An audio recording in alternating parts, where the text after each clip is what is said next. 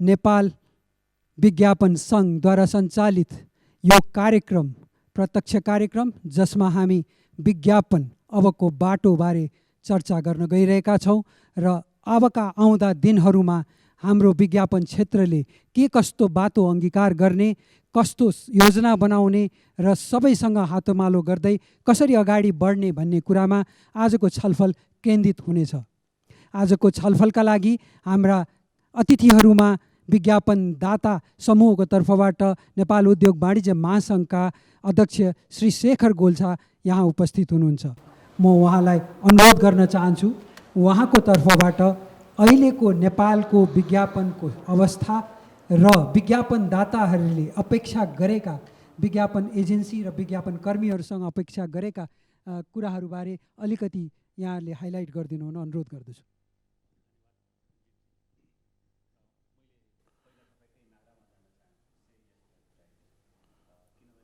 Modern व्यापार व्यवसायको कुरा गर्ने हो भने कुनै पनि व्यापार व्यवसाय उद्योगको मेरुदण्ड विज्ञापन नै हुन्छ। किनभने हामी कन्ज्युमरसँग जोडिने जुन एउटा माध्यम छ त्यो एडभर्टिजमेन्टै हो र त्यसैले गर्दाखेरि एडभर्टिजमेन्ट एकदमै आवश्यक छ। हरेक व्यापार व्यवसायको मेरुदण्ड हुन्छ।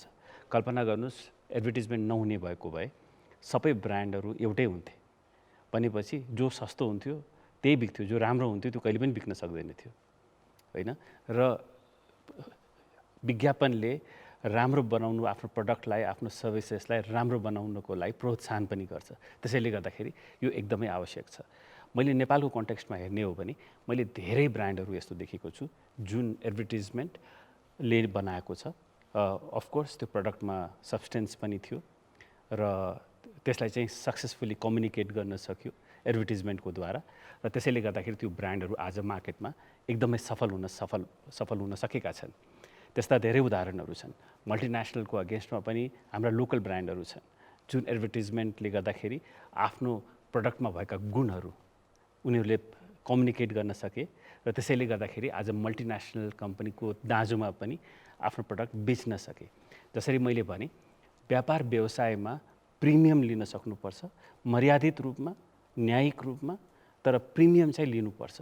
प्रिमियम दिलाउने एडभर्टिजमेन्टले नै हो र त्यसैले गर्दाखेरि एडभर्टिजमेन्टको एकदमै महत्त्व छ। नेपालमा पनि 3 दशकको जुन इतिहास एडभर्टिजमेन्टको रहेको छ, पक्कै पनि जसरी विश्वमा परिवर्तन भएका छन् नेपालमा पनि मैले एडभर्टिजमेन्टको मिडियम र तरिका पनि फरक देखेको छु। उदाहरणको लागि मैले 30 वर्ष पहिला व्यापार व्यवसाय गर्दाखेरि त्यसबेला प्रिन्ट मिडिया नै प्रमुख हुन्थ्यो। हामीले सबै एडभर्टिजमेन्ट गर्दाखेरि मार्केटिङ गर्दाखेरि प्रिन्ट मिडियाको वरिपरि सोचेर गर्थ्यौँ। तर त्यो समय परिवर्तन हुँदै गयो। त्यसपछि हामी इलेक्ट्रोनिक मिडियातिर गयौँ र त्यसपछि हामी आजको दिनमा हेर्ने हो भने कम्प्लिटली सोसल मिडियामा गएका छौँ र यो परिवर्तन नेपालमा मात्रै होइन विश्वमा भएको छ। टाइमिङहरू चाहिँ अलिकति फरक छन् होला, तर नेपालमा पनि त्यही ट्रेन्डमा चाहिँ हामी गइरहेका छौँ। यो चाहिँ अहिले पनि नेपालमा देखिएको छ र मलाई लाग्छ नेपालका एडभर्टिजमेन्ट एजेन्सिज र प्रोफेसनल्सहरूले पनि यो जुन परिवर्तन भइरहेको छ त्यसलाई अँगालेका छन् र त्यही अनुसारले आफ्नो काम गराइ र आफ्नो डेलिभरेन्सलाई पनि त्यही अनुसारले परिवर्तन पनि गरेका छन्। जसरी कुनै पनि चिज व्यवसायमा खास गरेर एकै ठाउँमा बस्दैन, यो परिवर्तन भइरहेको छ। त्यस्तै गरेर एडभर्टिजमेन्टको मेथड र त्यसको क्रिएटिभिटी, त्यसको सबै कुरा, योसँग जोडिएका सबै कुराहरू पनि परिवर्तन भइरहेको छ र मलाई यो कुराले एकदमै खुसी के लाग्छ भने नेपालमा विद्यमान एडभर्टिजमेन्ट एजेन्सिजहरूले पनि यो फरकलाई अँगालेका छन् र त्यही अनुसारले आफ्नो सर्भिसेसलाई अझ बेटर गरेका छन् अहिलेको करेन्ट परिस्थितिमा।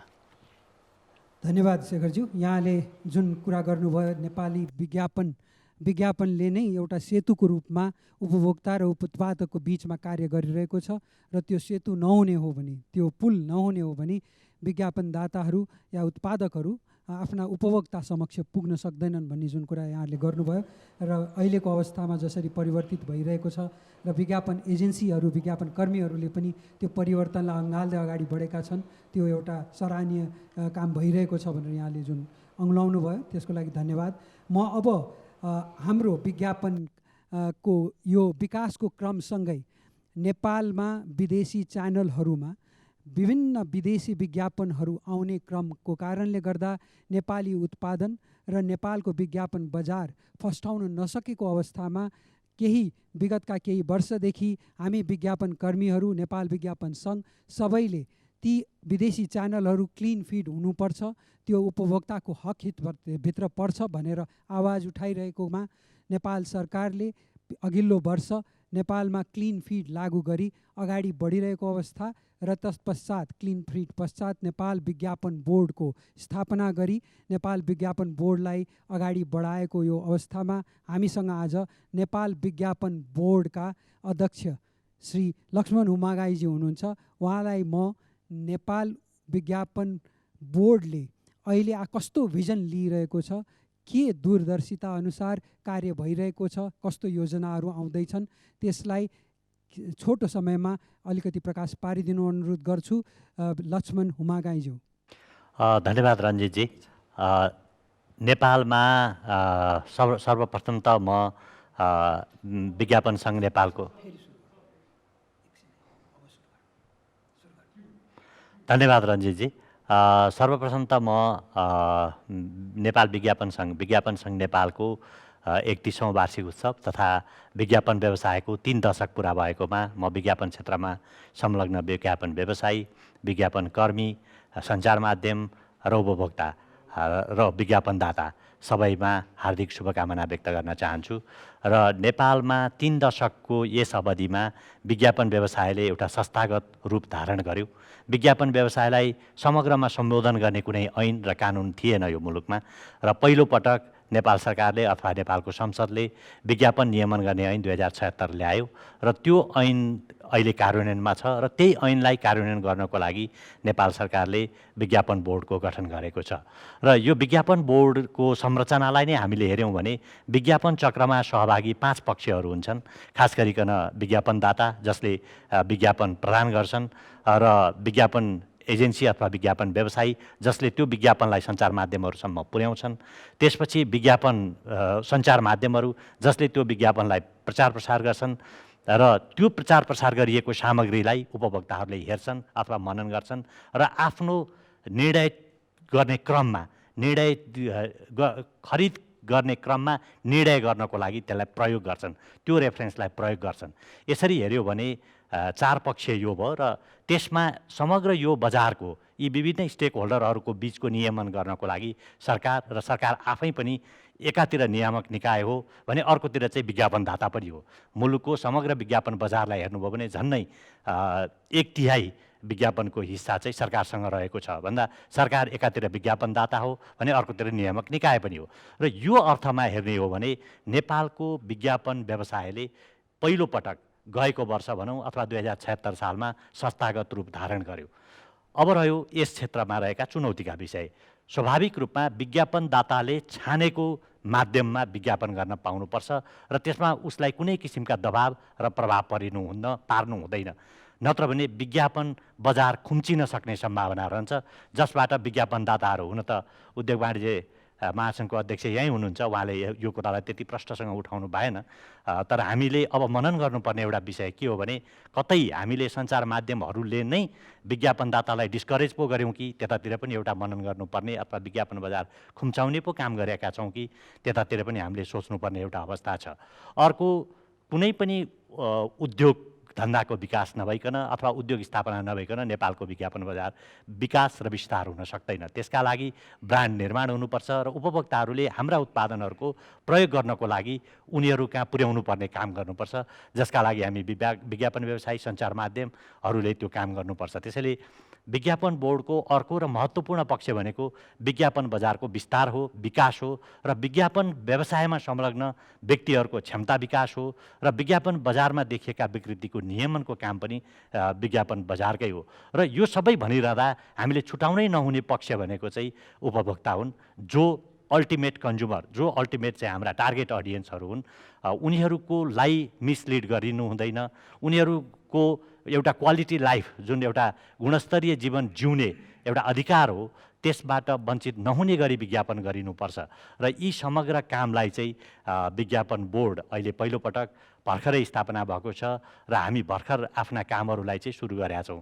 र अब जहाँसम्म तपाईँले भिजनको कुरा गर्नुभयो, पहिलो कुरा त विज्ञापन बजारको विकास र विस्तारै हो र त्यो विज्ञापन बजार भनेको नै त्यो समग्र त्यो देशको चाहिँ उद्योग धन्दाको कस्तो अवस्था छ, अथवा त्यो मुलुक कतिको औद्योगिक मुलुक हो, अथवा कतिको चाहिँ त्यसले विज्ञापन फ्लो गर्छ र त्यो मुलुकमा को अर्थतन्त्रको अवस्था कस्तो छ भनेर मापन गर्ने एउटा इन्डिकेटर पनि हो। र अर्को त्यहाँका जनताहरूको क्वालिटी लाइफ कस्तो छ भनेर हेर्ने अर्को इन्डिकेटर पनि विज्ञापन नै हो। त्यसैले हामीले यो तथ्यलाई मनन गरेर हामीले विज्ञापन बजारको नियमन गर्नेछौँ।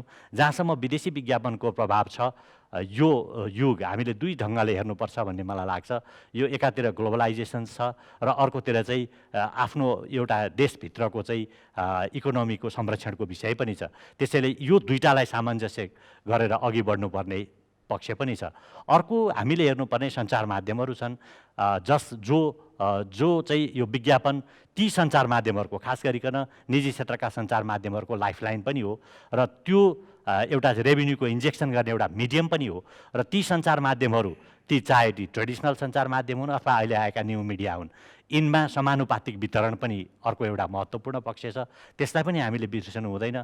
अब अर्को सरकार आफै विज्ञापनदाता हो र उसको विज्ञापनको गुणस्तरको कुरा र त्यसमा निजी क्षेत्रको समानुपातिक पहुँचको विषय जुन चाहिँ नेपालका सञ्चार माध्यमहरूले लामो समयदेखि उठाउँदै आए, त्यो कुरालाई पनि यो ऐनले सम्बोधन गर्न खोजेको छ र अब कार्यान्वयनको चरणमा यो ऐन गइसकेको छ। विज्ञापन रहित नीति कार्यान्वयनमा आएको छ। अब कहीँ केही लिकेजहरू रहेछन् भने हामी अनुगमन गरेर त्यसलाई नियन्त्रण गर्ने काम गर्नेछौँ र बाँकी रह्यो विज्ञापनको आचार संहिता निर्माणको काममा विज्ञापन बोर्ड अघि बढिसकेका छ र हामी निकट भविष्यमै आचार संहिता जारी गरेर विज्ञापनहरू कस्ता हुनुपर्ने र कसरी निर्माण गरिनुपर्ने, त्यसमा उपभोक्ताहरूको राइट कसरी संरक्षण गर्ने भन्ने विषय पनि हामी अगाडि ल्याउँछौँ। र त्यसदेखि बाहेक अर्को महत्त्वपूर्ण कुरा चाहिँ विज्ञापनको राष्ट्रिय नीति निर्माण गर्नुपर्ने र त्यो राष्ट्रिय नीति निर्माण गर्ने र ड्राफ्ट गर्ने काम विज्ञापन बोर्डभित्रै छ र त्यो गरिसकेपछि हामी त्यसलाई नेपाल सरकारमा लान्छौँ र त्यो राष्ट्रिय नीतिले चाहिँ खास गरिकन विज्ञापनका क्षेत्रमा रहेका हडल्सहरू, जस्तो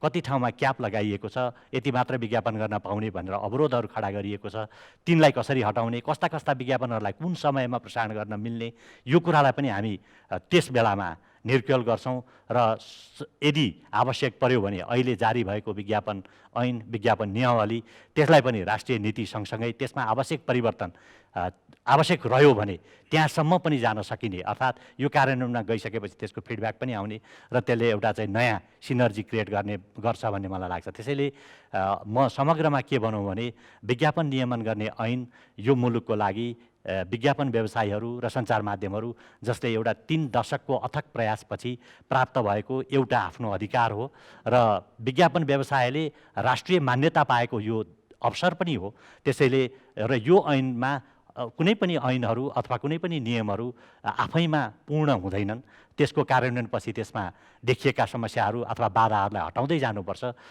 तर आज हामी यहाँ सबै पक्ष, विज्ञापनदाता पनि यहीँ छौँ, सञ्चार माध्यम पनि यहीँ छौँ, उपभोक्ताको प्रतिनिधि पनि हामी यहीँ छौँ र सरकारको प्रतिनिधिको रूपमा पनि हामी यहीँ छौँ र हामी सबैले सामूहिक प्रयासबाट यो ऐनको कार्यान्वयन गरौँ।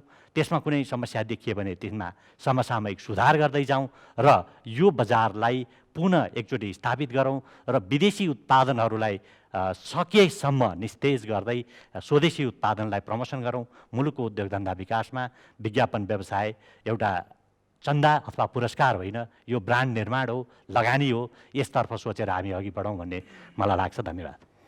धन्यवाद लक्ष्मणज्यू। यहाँले भन्नुभयो जस्तै यो नीति जुन र कानुन जुन हामी कुरा गरिरहेका छौँ त्यसको आवश्यकता अत्यन्तै टटकारो भइसकेको छ र विज्ञापन बोर्डले पूर्ण स्वरूप पाउँदै गर्दा यहाँलाई अध्यक्षको रूपमा पाइसकेपछि जुन हामी अपेक्षा गरिरहेका छौँ कि विज्ञापनको क्षेत्रको विस्तारका लागि नीति नियम परिमार्जित हुँदै गर्दा त्यसले विज्ञापन क्षेत्र मैत्री नीति नियम नै लिएर आउँछ र त्यसले समग्र विकासमा एउटा योगदान पुर्याउँछ भने हामी त्यसमा अपेक्षारत छौँ। यसैसँगै हामीसँग विज्ञापन क्षेत्रकै अर्को एउटा पाटो उत्पादनका विज्ञापनहरू सिर्जना भइसकेपछि ती उत्पादनहरूलाई ती विज्ञापनहरूलाई हामीले सञ्चार माध्यम मार्फत उपभोक्ता समक्ष पुर्याउँछौँ र सञ्चार माध्यमहरू तीमध्ये पनि थुप्रै निजी क्षेत्रका सञ्चार माध्यमहरू आफ्नो छाता सङ्गठनसँग आबद्ध छन्। त्यस्तै नेपाल मिडिया सोसाइटीका अध्यक्ष श्री शुभशङ्कर कणेलजी हुनुहुन्छ। उहाँलाई म एउटा प्रश्न यो राख्न चाहन्छु कि अहिलेको अवस्थामा विज्ञापनले निजी क्षेत्रका हाम्रा सञ्चार माध्यमहरूलाई सस्टेन गराउन कस्तो रोल, कस्तो भूमिका खेलिरहेको छ, त्यसमा यहाँले अलिकति प्रकाश पारिदिनु हुन अनुरोध गर्न चाहन्छु। शुभशङ्कर कणेलज्यू।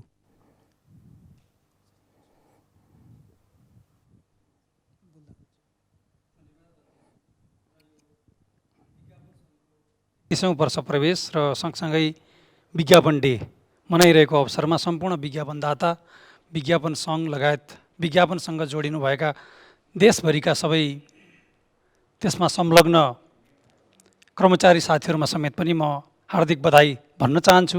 तर यसो बधाई भन्दा हामीले विज्ञापन डे मनाइरहेको बेलामा नेपालमा सबैभन्दा कम विज्ञापन बजिरहेको, कम विज्ञापन बनिरहेको र कम विज्ञापन देखिरहेको एउटा दुर्भाग्यपूर्ण परिस्थितिमा छौँ।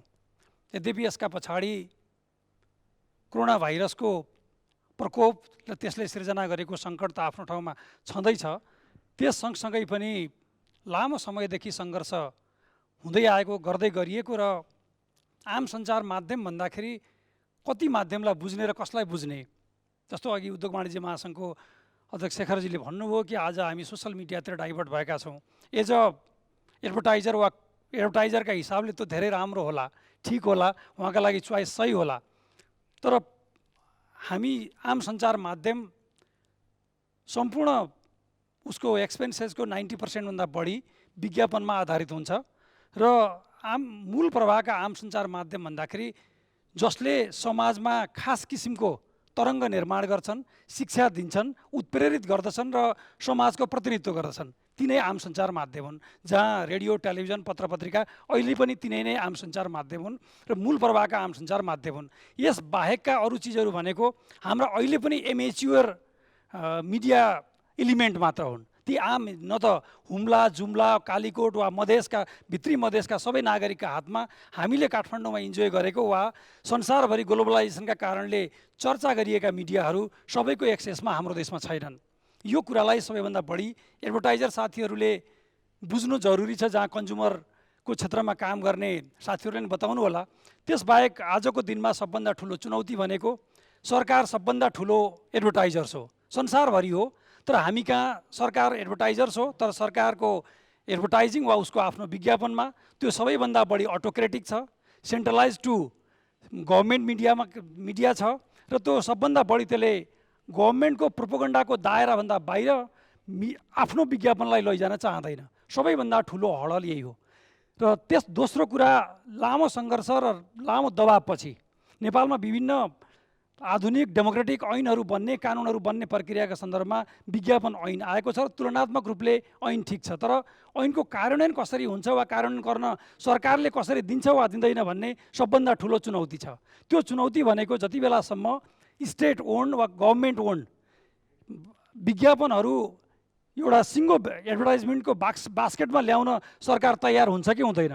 तयार भयो, उपभोक्ताको पनि चोइस कायम रहन्छ, सञ्चार माध्यमको चोइस पनि कायम रहन्छ र एडभर्टाइजरहरूको चोइस पनि कुन मिडियामा, कुन प्रिन्टमा, रेडियोमा, टेलिभिजनमा त्यसमध्ये पनि कुनमा दिने भन्ने अधिकार सुरक्षित हुन्छ र त्यो बेलामा एजेन्सीहरूले सही ढङ्गले काम गर्न सक्छन् होला। तर आज त्यो परिस्थिति दुर्भाग्यपूर्ण रूपमा भन्नुपर्छ छैन कि हामी कानुनमा, ऐनमा वा रिटर्न फर्म्याटमा छ, तर व्यवहार त भन्यो भने आज पनि लबिङमा, आज पनि प्रोपोगन्डाको नजिक, आज पनि शक्ति केन्द्रको नजिकमा विज्ञापन सङ्केन्द्रित छ। र त्यो स्टेट ओन्ड मात्र होइन, पछिल्लो समय हेर्दाखेरि प्राइभेट निजी क्षेत्रलाई स्टेटले कसरी हेरेको छ वा सरकारले कसरी हेरेको छ भन्ने आधारमा विज्ञापन प्रभावित हुन्छ। पछिल्लो समयको ट्रेन्ड हेऱ्यो भने त्यो पनि क्लोज टु प्रोपोगन्डाको नजिक घिसार्ने तहमा राज्य छ। यो सबभन्दा ठुलो आम सञ्चार माध्यमका लागि च्यालेन्ज हो र सँगसँगै एजेन्सीहरूले काम गर्नका लागि पनि त्यो च्यालेन्ज हो, जहाँ पारदर्शिताको सबभन्दा बढी अभाव हुन्छ, सबभन्दा बढी करप्सनको काम त्यहीँनिर हुन्छ र सबभन्दा बढी अनियमितताको काम त्यहीँनिर हुन्छ। आजको सबैभन्दा ठुलो हडल आम सञ्चार माध्यमले, एफएनसिसिआईले, कन्ज्युमर राइट्सका साथीहरूले र विज्ञापन एजेन्सीहरूले साझा रूपमा सङ्घर्ष गर्नुपर्ने र सबै विज्ञापनलाई एउटा बास्केटमा ल्याउनुपर्ने र हाम्रो संविधानले गभर्न गरे जस्तो लिबरल डेमोक्रेटिक एक्सर्साइज अनुसार विज्ञापनको पनि समानुपातिक र समन्यायिक ढङ्गले वितरण गर्ने राज्यका विज्ञापनहरू प्राइभेट सेक्टरका विज्ञापनहरूका बिचमा स्वतस्फूर्त रूपमा प्रतिस्पर्धात्मक रूपमा प्रतिस्पर्धा भएर र उपभोक्ताले छानेर विज्ञापन गर्नुपर्ने तहमा ल्याउनुपर्ने च्यालेन्ज छ।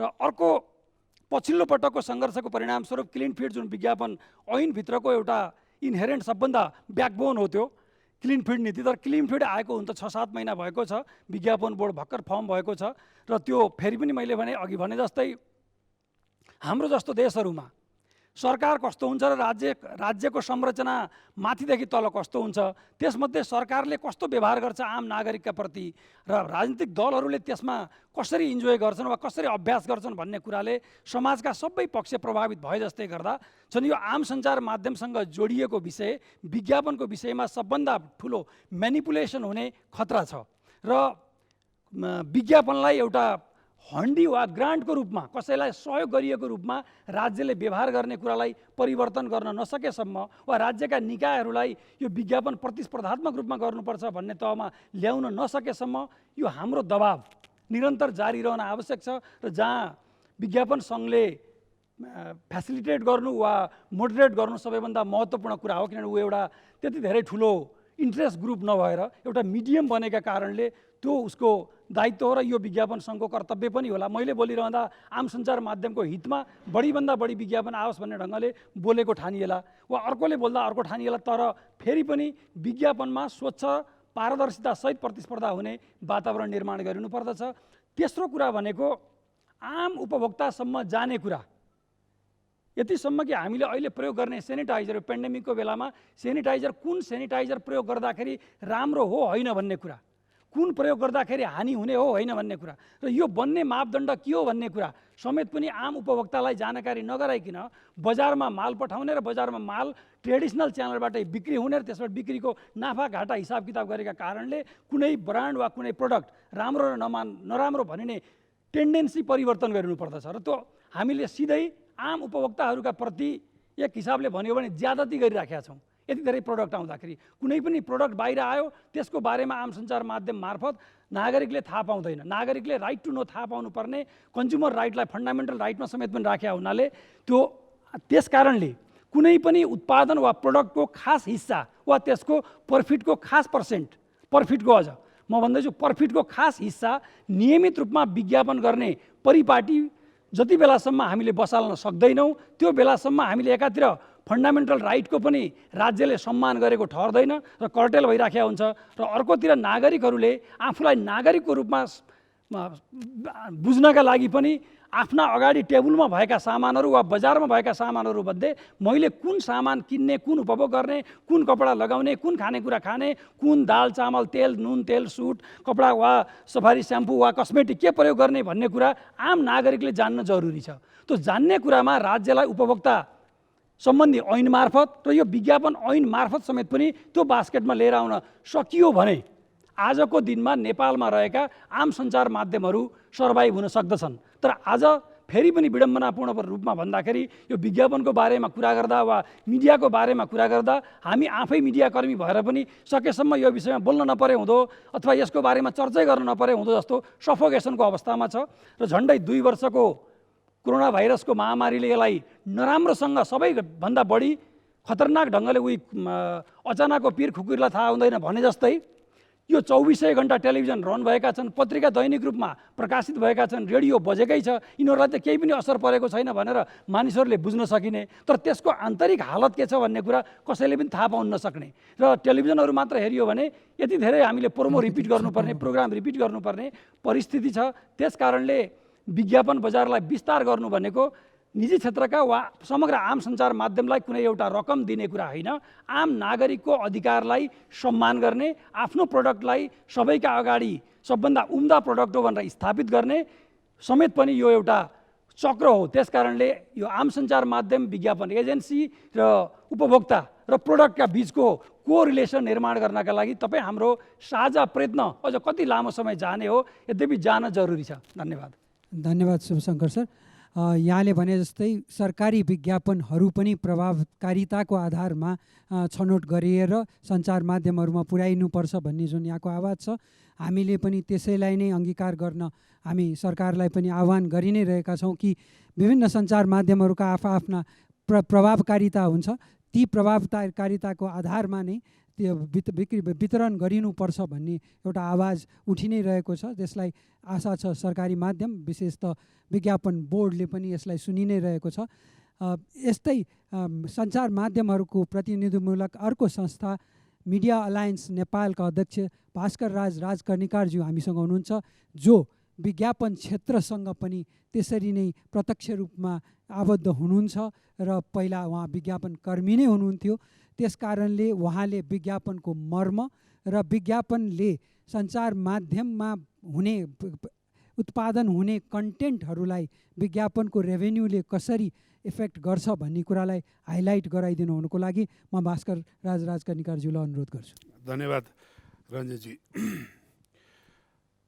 सबैभन्दा पहिला त नेपाली विज्ञापन क्षेत्रको सङ्गठित 3 दशक यो अवसरमा कमसेकम विज्ञापन चक्रका हामी सबैजना सञ्चार माध्यम, विज्ञापनदाता, विज्ञापन एजेन्सी, सरकारी निकाय, उपभोक्ता सबै भएको यो सम्भवतः ऐतिहासिक चाहिँ नै यो क्षण हो जस्तो लाग्छ मलाई। त्यो हुनाले यो विषयमा जति पनि हामी सरोकारवाला पक्षहरूले जति बोल्यौँ त्यो मलाई लाग्छ एउटा इतिहासको दस्तावेज बन्दछ।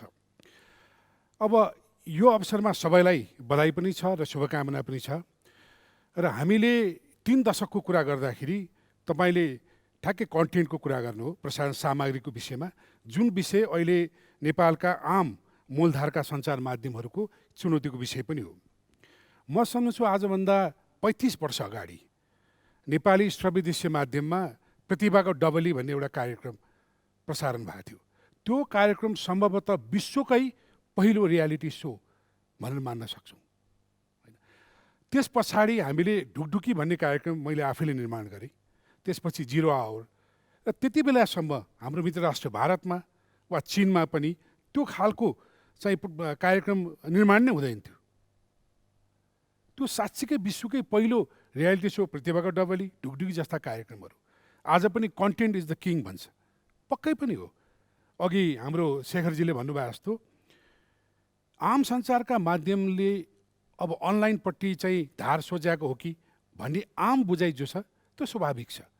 तर हामीले के बुझ्नुपर्छ भने जहाँ प्रसारण सामग्री जो हेर्ने सुन्ने दर्शकहरूले जुन हेर्न रुचाउँछ त्यतापट्टि आम दर्शकको धार जान्छ, निर्विवाद छ यो विषयमा। तर हामीले यदि आजभन्दा 32 वर्ष 35 वर्ष अगाडिको हाम्रो श्रव्य दृश्य माध्यम, हाम्रो सञ्चार माध्यमको त्यो प्रसारण सामग्रीले हेर्ने हो भने हामी हाम्रा अन्य मुलुकहरूभन्दा धेरै अगाडि थियौँ। तर दुर्भाग्य हाम्रो के भयो भने हाम्रो बजारको पहुँच, हाम्रो बजारको आकार, हाम्रो बजारको गहिराईले हामीलाई ती कार्यक्रमहरूलाई निरन्तरता दिन हामी सकेनौँ। र आज हामी दुर्भाग्यवश अन्य भाषाका यस्ता कार्यक्रमहरू सामग्री हेर्न बाध्य छौँ। र त्यही परिप्रेक्ष्यमा हामीले लामो समय करिब 2 दशकसम्म हामीले विज्ञापन रहित प्रसारणको कुरा गऱ्यौँ। किन गऱ्यौँ भनेदेखि यही समानताका लागि गऱ्यौँ। हामी के भन्छौँ भने हामी प्रतिस्पर्धा गर्न तयार छौँ, तर प्रतिस्पर्धा एउटै बिन्दुमा हुनुपर्छ, एउटै स्तरमा हुनुपर्छ। त्यो स्तर तलमाथि पर्नासाथ त्यो प्रतिस्पर्धा रहँदैन। र आज हामीले नेपाली सञ्चार माध्यमहरूको यदि प्रसारण सामग्रीको विषयमा कुरा गर्ने हो भने 2टा विषय हामीले छुटाउन सक्छौँ। एउटा सूचनामूलक सामग्रीहरू, अर्को मनोरञ्जक सामग्रीहरू, इन्फर्मेटिभ र इन्फर्मेसनको, इन्टरटेनमेन्ट र इन्फर्मेसनको 2टा पक्ष छ। त्यसमा आजको दिनमा पनि नेपालको टेलिभिजन दर्शकहरूको टिआरपी रेटिङ हेर्ने हो भने सूचनामूलक सामग्रीहरूमा हामी अझै पनि अरू देशका जुन प्रसारणहरूको पहुँच यहाँ छ त्योभन्दा हामी अगाडि छौँ, निर्विवाद रूपमा हो। त्यसमा अनलाइनमा कति छ भन्ने विषय यहाँ जसरी उठ्यो, वास्तवमा के हो भने अनलाइन भनेको एउटा मिडियम हो, एउटा माध्यम हो, तर त्यसमा प्रसारण हुने त कन्टेन्ट हो नि, सामग्री हो, होइन। र मैले टेलिभिजन प्रसारणको, आम टेलिभिजन प्रसारण वा मूलधारका सञ्चार माध्यमको कुरा गर्दाखेरि हामी एउटा सेटेलाइटको कन्भेन्सनल टेलिभिजन चलाउँछौँ। मेरो संस्था भनेको हामी सूचनामूलक टेलिभिजन प्रसारण गर्छौँ नेपाली भाषामा 24 घन्टे। तर त्यो तपाईँ स्याटेलाइटको कन्भेन्सनल मिडियममा हेर्नुहुन्छ वा त्यसलाई अनलाइनमा हेर्नुहुन्छ वा भोलि आएर सम्भवतः प्रविधिको विकास के हुन्छ भनेदेखि यसरी हेर्दाखेरि यहाँ स्क्रिन आउने, हेरेपछि यसरी फाल्ने पनि आउन सक्ला। तर कन्टेन्ट इज द किङ। तर त्यहाँ प्रसारण सामग्री हुनु पर्यो जो हेर्न लागेको हुन्छ। हो, यसमा अब विज्ञापन राजस्वले कसरी असर गर्छ भन्ने विषय तपाईँले उठान गर्नुभयो। निर्विवाद रूपमा आजको नेपाली बजारको समग्र विज्ञापन वार्षिक बजार भनेको करिबन 14 अर्ब 15 अर्बको हाराहारीमै छ। त्यसमध्ये टेलिभिजनको करिबन 150 वा 200 करोडको हाराहारीमा 175 करोडको हाराहारीमा आउँछ। अब यसमा हामीले करिबन 15-16वटा मूलधारका टेलिभिजनहरू र केबल र अन्य गरेर करिबन 50वटा भन्दा बढी प्रसारणमा रहेका टेलिभिजनहरूलाई विज्ञापन राजस्वबाट यदि तपाईँले हेर्ने हो भने उसले प्रसारण गर्ने सामग्रीहरूको निर्माणमा उसले कति लगानी गर्न सक्छ, मूल विषय हो। आफ्नो सञ्चालन खर्च पनि उठान गर्न नसक्ने प्रसारण संस्थाहरूले प्रसारण सामग्रीमा कति लगानी गर्न सक्छ भन्ने विषय हो। त्यो हुनाले त्यति नै बेला हामी यो विज्ञापन चक्रका सबैले विज्ञापन रहित प्रसारणको कुरा गऱ्यौँ। किन कुरा गऱ्यौँ भने हामीले खुला बजार अर्थतन्त्रमा विचलन गरिसकेपछि जसरी निर्वाध रूपमा हामीले सबै खाले हेर्न चाहिने नचाहिने, बुझ्ने नबुझ्ने, हेर्न हुने नहुने सबैलाई निर्वाध रूपमा खुला गऱ्यौँ। र त्यो खुला गर्दाखेरि हामीले तिनैसँग हामीले प्रतिस्पर्धा गऱ्यौँ। तर कस्तोसँग प्रतिस्पर्धा गऱ्यौँ भने जसको पृष्ठभूमि खर्बमा छ र हामी त्यही समयमा त्यही प्राइम टाइममा त्यति नै बेला हामी हाम्रो प्रसारण सामग्रीसँग प्रतिस्पर्धा गरेका छौँ। तरै पनि एउटा चाहिँ सौभाग्यको विषय के हो भने सूचनामूलकमा अझै हामी अगाडि छौँ। नेपालीहरूले हेर्ने टिआरपीको कुरा गर्ने हो भने र समग्रमा जनरल च्यानल जसलाई भन्छ, जनरल च्यानल पनि हामी 6-7 चाहिँ स्थानभन्दा तल छैनौँ नेपालको समग्र टेलिभिजनको टिआरपी हेर्ने हो भने। यसरी भन्नुपर्दा के भन्न सकिन्छ भने हामीले कम लगानीमा निर्माण गरेका सामग्रीहरू, प्रसारण सामग्रीहरू आज पनि हाम्रा दर्शकहरूको रुचिमा छ। र एउटा अर्को सौभाग्य, यति नै बेला करिबन 2-3 वर्षदेखि हामीले विदेशी फ्रेन्चाइज सोजहरू लिएर आएका छौँ मनोरञ्जन पक्षमा, र ती सोजहरू पनि यहाँ सस्टेन गरिरहेको छ। ती चाहिँ निर्भर भइरहेका छन् नेपाली विज्ञापनबाट। यसरी हेर्दाखेरि नेपाली विज्ञापनको बजारको वृद्धिको आवश्यकता निर्माण गर्ने प्रसारण सामग्रीहरूले मागिरहेको छ र त्यो कहीँ न कहीँ पूर्ति भइरहेको छ।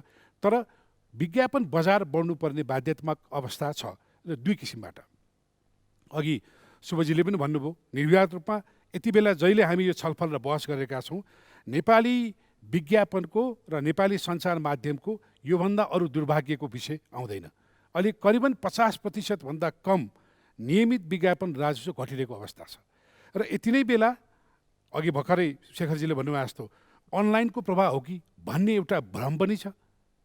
भ्रम यस अर्थमा पनि छ, मूलधारका सञ्चार माध्यमहरूले आफ्नो कन्भेन्सनल टेलिभिजन प्रसारणलाई वा आफ्नो छापा माध्यमको प्रसारणलाई वा आफ्ना रेडियो माध्यमको प्रसारणलाई उनले सम्पूर्ण रूपमा अनलाइनमा कन्भर्ट गरिसकेको अवस्था छैन। र अनलाइनमा दुई किसिमको अनलाइन, एउटा सामाजिक सञ्जाल जो व्यक्तिगत अभिव्यक्ति स्वतन्त्रताको माध्यम छ, उसलाई पनि हामीले मूलधारका सञ्चार माध्यम जस्तो वा पूर्ण सञ्चार माध्यम जस्तो व्यवहार गरिरहेका छौँ, जसरी फेसबुक, युट्युब, ट्विटर वा टिकटकलाई पनि। र अर्को अनलाइन माध्यम जो साँच्चीकै वास्तवमा सञ्चारको माध्यम हो, उसलाई पनि हामीले समान व्यवहार गरिरहेका छौँ। र त्योसँग पनि नेपालका मूलधारका वा पुरातन शैलीका सञ्चार माध्यमहरूले आफ्नो प्रसारण सामग्रीमा प्रतिस्पर्धा गरिनुभएको छ। त्यो हुनाले आजको प्रश्न के हो भने, अहम प्रश्न के हो भने, अघि शुभजीले पनि उठाउनु भयो, नेपालमा बजार व्यवस्थापन गर्ने स्वदेशी उत्पादनहरूले हाम्रो WTO, साफ्टा, बिमस्टेक जुनसुकै अर्थनीतिको कुरा गर्नुहोस्, निर्वाध रूपमा विज्ञापन प्रवर्धन गर्न सक्ने इक्वल ग्राउन्ड चाहिन्छ भनेर हामीले क्लिन फिडको आवश्यकता महसुस गर्यौँ। अब नेपालमा देखिने उत्पादनहरू चाहे स्वदेशी हुन् चाहे विदेशी हुन्, उनले बराबरीको हैसियतमा प्रतिस्पर्धा गर्छ। यस अर्थमा ती साना मझौला उद्योगी व्यवसायहरूका उत्पादनहरू अब हाम्रा मूलधार सञ्चार माध्यममा आउनुपर्छ, आउन सक्ने वातावरण बनिरहेको छ, एउटा विषय। अर्को, हामीले निर्वाध रूपमा विदेशी उत्पादनहरू जुन भित्राइरहेका छौँ र यहाँ हाम्रो बजार व्यवस्थापन भइरहेको छ, तिनले नेपालमा ती चाहिँ कुराहरू आपूर्ति गर्दाखेरि कमसेकम निर्धारित निश्चित प्रतिशत चाहिँ अनिवार्य रूपमा विज्ञापन खर्च गर्नुपर्ने व्यवस्था अब विज्ञापन बोर्डले ल्याउन अति आवश्यक छ। त्यसो भयो भने नेपालका मूलधारका सञ्चार माध्यमहरूको प्रसारणहरू त्यो स्तरमा रहन्थ्यो। र त्यो किन पनि आवश्यक छ भनेदेखि जुनसुकै मुलुकमा तपाईँले हेर्नुभयो भने पनि मूलधारका सञ्चार माध्यमले दृष्टिकोण बनाउँछ कुनै पनि विषयमा, चाहे महिलाका विषयमा, चाहे बालबालिका विषयमा, चाहे हाम्रा राजनीतिका विषयमा। र तपाईँले अरू अनलाइनहरूको अहिले तपाईँ कुरा गर्नुहुन्छ नि, त्यसले समाजमा भ्रम फैलिरहेको छ, त्यो भ्रष्टीकरणतिर उन्मुख छ। त्यसलाई रोक्न जरुरी छ। आम समाजले एउटा धारणा जुन बनाउँछ, आम राष्ट्रले जुन धारणा भन्छ, त्यो मूलधारका सञ्चार माध्यम बलियो भएपछि मात्र बन्छ। त्यो हुनाले तपाईँले उठाउनु भएको जुन कन्टेन्टको कुरा छ, कन्टेन्टको इन्भेस्टमेन्टको हेर्दाखेरि यदि हामीले बाहिरको चाहिँ टेलिभिजनहरू, बाहिरको सञ्चारको तुलना गर्ने हो भने हाम्रो लगानी कम छ, तर हाम्रो उत्पादनको क्षमता वा प्रसारणको गुणस्तर अरूभन्दा राम्रो छ। यसरी हेर्नुपर्छ जस्तो लाग्छ। धन्यवाद भास्करजी। यो सँगै मलाई अहिले एउटा कुरा जोडिहाल्न मन लागेको, शेखरजीसँग जोड्न मन लागेको चाहिँ चिकन एन्ड एगको सिचुएसन जस्तो फिल भयो। उहाँले कुरा गर्दै गर्दा मिडियामा कन्टेन्ट भयो भने विज्ञापनदाता विज्ञापन गर्न उत्सुक, मिडिया चाहिँ विज्ञापन आएको खण्डमा हामी चाहिँ कन्टेन्ट बनाउन सक्छौँ त्यही स्तरको भनेर उहाँहरू पनि तयार। सो यो कुरालाई कसरी ब्रेक गर्न सकिन्छ होला? केही सम्भावना छ जहाँ हामी मिडियालाई चाहिँ तिमी कन्टेन्ट बनाऊ, हामी सहयोग पुर्याउँछौँ भन्ने कन्टेक्स्टमा त्यसरी उत्पादकहरू या ब्रान्डहरूले हेर्न सक्ने अवस्था सिर्जना हुनसक्छ? मैले छोटो एउटा यहाँसँग प्रश्न राख्न चाहन्छु। कन्टेन्टको क्वालिटी बढाउने हो भने त्यो सायद सञ्चारकर्मी मिडियाकै हातमा हुन्छ होइन, विज्ञापनदाताले चाहिँ गर्न सक्दैन। तर पक्कै पनि देशको मिडियालाई बलियो बनाउनु हामी सबैको जिम्मेवारी पनि हो। हामीले आफ्नो देशको मिडिया बलियो बनाउन सकेनौँ भने हामी मल्टिनेसनल्स या अहिले जुन व्यापार घाटा छ त्यो चाहिँ झन् बढ्ने सम्भावना पनि रहेको छ। यो यथार्थ रहेको छ। तर तैपनि एडभर्टिजमेन्ट गर्दाखेरि कमर्सियल सेन्स हुनुपर्छ होइन। कसैले पनि एउटा राष्ट्रको लागि या सञ्चारकर्मीको लागि एडभर्टिजमेन्ट गर्दैन। एडभर्टिजमेन्ट गर्दाखेरि आफ्नो प्रडक्ट बिक्री हुनुपर्छ र त्यसले म्याक्सिमाइज गर्न खोज्छ कि कहाँ मैले खर्च गरेँ भने मैले त्यसको म्याक्सिमम रिटर्न पाउँछु। त्यसैले गर्दाखेरि अब यो दुइटै पक्षको कुनै एउटा मिड पोइन्ट चाहिँ हामीले खोज्न जरुरी छ जस्तो लाग्छ। मैले उहाँको भनाइलाई नै कम्प्लिमेन्ट गर्न खोजेँ हो। लगानी चाहिँ सञ्चार माध्यमले नै गर्नुपर्छ, यसमा विवाद छ। किन यो पनि एउटा लगानी हो नि, यो व्यापार हो, व्यवसाय हो। त्यो हुनाले लगानी सञ्चार माध्यमले नै गर्नुपर्छ प्रसारण सामग्रीमा। तर त्यो प्रसारण सामग्रीलाई चाहिँ त्यसलाई ब्याकअप गर्ने काम चाहिँ अनि त्यसको चाहिँ टिआरपीले त्यसलाई कतिले हेर्छ, कतिले पढ्छ, कतिले रुचाउँछ भन्ने विषय न विज्ञापनको पहिले कुरा हुन्छ। विज्ञापनको माध्यम मात्रै हो नि होइन। हामीले विज्ञापनदाताले तपाईँ लगानी गर्नुहोस् अनि हामी बनाउँछौँ भन्ने विषय त उल्टो हो होइन। किनकि हामीले अघि उहाँले भने जस्तो जुन सञ्चार माध्यमको जति पहुँच छ त्यो अनुसार विज्ञापन आउने हो। हामीले विज्ञापन त चन्दा होइन नि, शेखरजी मलाई दिनु पऱ्यो भनेर माग्ने विषय होइन। हामीले हाम्रो स्ट्रेन्थ त देखाउनु पऱ्यो। त्यो हुनाले उहाँले भनेको कुरामा म एकदमै बिल्कुल सहमत छु। र सँगै के हो भने भारतमा तपाईँले हेर्नुभयो भने जस्तै फ्रान्चाइज सोहरू जुन आइरहेछ त्यसको बदलामा अहिले तिनै स्वदेशी चाहिँ कार्यक्रमहरू एकदमै लोकप्रिय भइरहेको छ। नेपालमा पनि अब कालान्तरमा त्यही नै हुन्छ। आजको बेला छ फ्रान्चाइज सोहरू चाहिँ सफल छ। आज एउटा कार्यक्रम 11 करोड 12 करोड रुपियाँमा एउटा सिजन बिक्न थाल्यो भनेदेखि त्यो त राम्रो बजार व्यवस्थापन भएको नि। यदि प्रसारण सामग्री छ, कन्टेन्ट राम्रो छ भने त्यसमा लगानीकर्ता पनि छ भन्ने विषयमा प्रश्न छ। यसमा यसरी बुझ्नु पर्ला जस्तो लाग्छ। धन्यवाद। यही सँगै अब हामी हाम्रो विज्ञापन बजारको अर्को एउटा महत्त्वपूर्ण पाटो जो बिना विज्ञापन भए पनि, सञ्चार माध्यम भए पनि, उत्पादक भए पनि, ब्रान्ड भए पनि सञ्चालन केही पनि सुचारू हुन सक्दैन। उपभोक्ता मञ्चका अध्यक्ष ज्योति बानियाजी हामीसँग हुनुहुन्छ। उहाँसँग म उपभोक्तालाई विज्ञापनले पारिरहेको र पार्न सक्ने प्रभावमा विज्ञापन क्षेत्रले कस्तो विषयवस्तुहरूलाई अङ्गीकार गर्नुपर्छ या के सोचेर अगाडि बढ्नुपर्छ अबको आउने दिनहरूमा, त्यसलाई अलिकति प्रस्ताइदिनु हुन अनुरोध गर्छु। ज्योतिजी। रञ्जितजी तपाईँलाई धन्यवाद छ। यो वास्तवमा 30 वर्षको उमेरमा तपाईँहरूले धेरै कुराहरू गर्नुभयो। हामीले पनि सँगसँगै कतिपय ठाउँमा सङ्घ र हामी वादी प्रतिवादी भएर पनि धेरै ठाउँमा गऱ्यो। आज मलाई सम्झना भइरहेछ यति आउँदाखेरि के छ भने यो विज्ञापन कसको लागि थियो भन्दाखेरि विज्ञापन जहिले पनि कन्ज्युमरको लागि हो। मेरो आदि कुरा त शुभजीले भनिदिइसक्नु भएको छ, धेरै कुरा राइट बेसको कुरा आदि इत्यादि कुरा मैले त्यसमा कुट्याउन चाहिनँ, पुनरुक्ति गर्न चाहिनँ। अहिले पनि नेपालमा विज्ञापनको बजार हेर्दाखेरि विज्ञापन उपभोक्ताको लागि हो भन्ने अहिले पनि हामी कहाँ कसैले सेन्स गर्दैन। खालि के छ भने उसलाई उद्योगीलाई के परेको छ भने फलाउनु मिडियालाई दिएपछि मात्रै मेरो विरुद्ध लाग्दैन भनेर उहाँले त्यसरी प्रयोग गरिरहनु भएको छ। दुर्भाग्य, अन्यथा नहोस्, यहाँ सबै यहीँ छौँ हामी, यो मेरो लागि मौका पनि हो। र अहिले पनि के हो भने मिडियाले यो मेरो विरुद्ध लागेपछि उसले अब ऊ चाहिँ यसले विज्ञापन खोज्याएर छ भनेर भन्ने प्रयोग भइरहेछ। अहिले पनि त्यसरी प्रयोग भइरहेछ। कस्तो छ भने अहिले पनि यो जसको लागि यो विज्ञापन चाहिने त्यसको लागि हो भन्ने परेको छैन। अर्को डरलाग्दो पक्ष के रह्यो भने विज्ञापनमा भ्रमपूर्ण विज्ञापनको अत्यधिक रूपले बढी उपयोग भएको छ र भ्रमपूर्ण विज्ञापन भ्रम दिएर कसरी हुन्छ उपभोक्तालाई। मेरो त के हो भने उपभोक्तालाई अहिलेसम्म विज्ञापन भनेको चाहिँ उसको छनौट र उसको चाहिँ के इच्छाको अधिकारलाई तान्ने कुरा हो। विज्ञापन भनेको कसरी हुकिङ, अब त्यहाँ विज्ञापनको डिजाइनै त्यसरी भइरहेको हुन्छ। अब कसरी मान्छे झुन्नाएर हुन्छ कि के गरेर हुन्छ कि त्यो भ्रमपूर्ण विज्ञापन दिएर उपभोक्तालाई तान्ने कुरा हो। तर अहिले पनि भ्रम विज्ञापनको अत्यधिक बग्रिल्दी अवस्था छ। हामीले सुरुवातै त्यहाँबाट गरे हौँ। एउटा घटनाबाट सुरुवात गऱ्यौँ। एकजना पक्ष रुँदै आउनुभयो, यो मेयर साहबले त्यो बेलाको नगर प्रमुखले लिएर आउनुभयो, यहाँ बट्टारको गोजुरेली मेयर साहबले लिएरै आउनुभयो। भएछ के भने त्यो एकदमै अहिले नाम चलेको उसले चाउचाउले ल है म कहाँ यहाँभित्र चाहिँ के छ भने रातो कार हालिदिएको छु, फलाउनु राष्ट्रिय पत्रिकामा पछाडिपट्टि पुरै रातो कार्ड लिएर ल है त्यहाँ चाउचाउ खाऊ, त्यहाँभित्र कार छ, कार पार भनिएछ। भनेपछि त्यहाँबाट हामी वास्तवमा यो त उपभोक्तामाथिको ठुलो खेलबाड हो भनेर लाग्यो हो। मेरो संस्था जुन कसरी लाग्यो र के रिजल्ट आयो अलिकति म भन्न चाहेँ। त्यहाँ कार जब उहाँ कहाँ पर्यो, एउटा के छ भने विदुरको मान्छेलाई पर्यो, उहाँ लिएर आउँदाखेरि चाहिँ उहाँलाई भिडाइयो के भन्दाखेरि खेलौना कार भिडाइयो। अनि त्यसपछि उहाँ त त्यहीँ के छ भने पानी छम्किने गरी फेन्ट हुनुभएछ। जब कि छोराहरूले उतापट्टि कार पाइने भयो ल भनेर उहाँ ग्यारेज बनाउनु ल थालिसक्यो, 2 दिन भनेर ल्याएर राख्ने भनेर।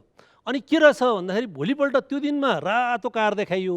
भोलिपल्ट सानो अक्षरले के हो भने हिजो उल्लेखित गरेको कार चाहिँ खेलौना कार भएको जानकारी गराइन्छ भनेर भोलिपल्ट यत्रो अक्षरले लेखिएछ। अनि यो त छ वास्तवमा यो त साह्रै प्रहार भयो भनेर सुरुवात गरियो।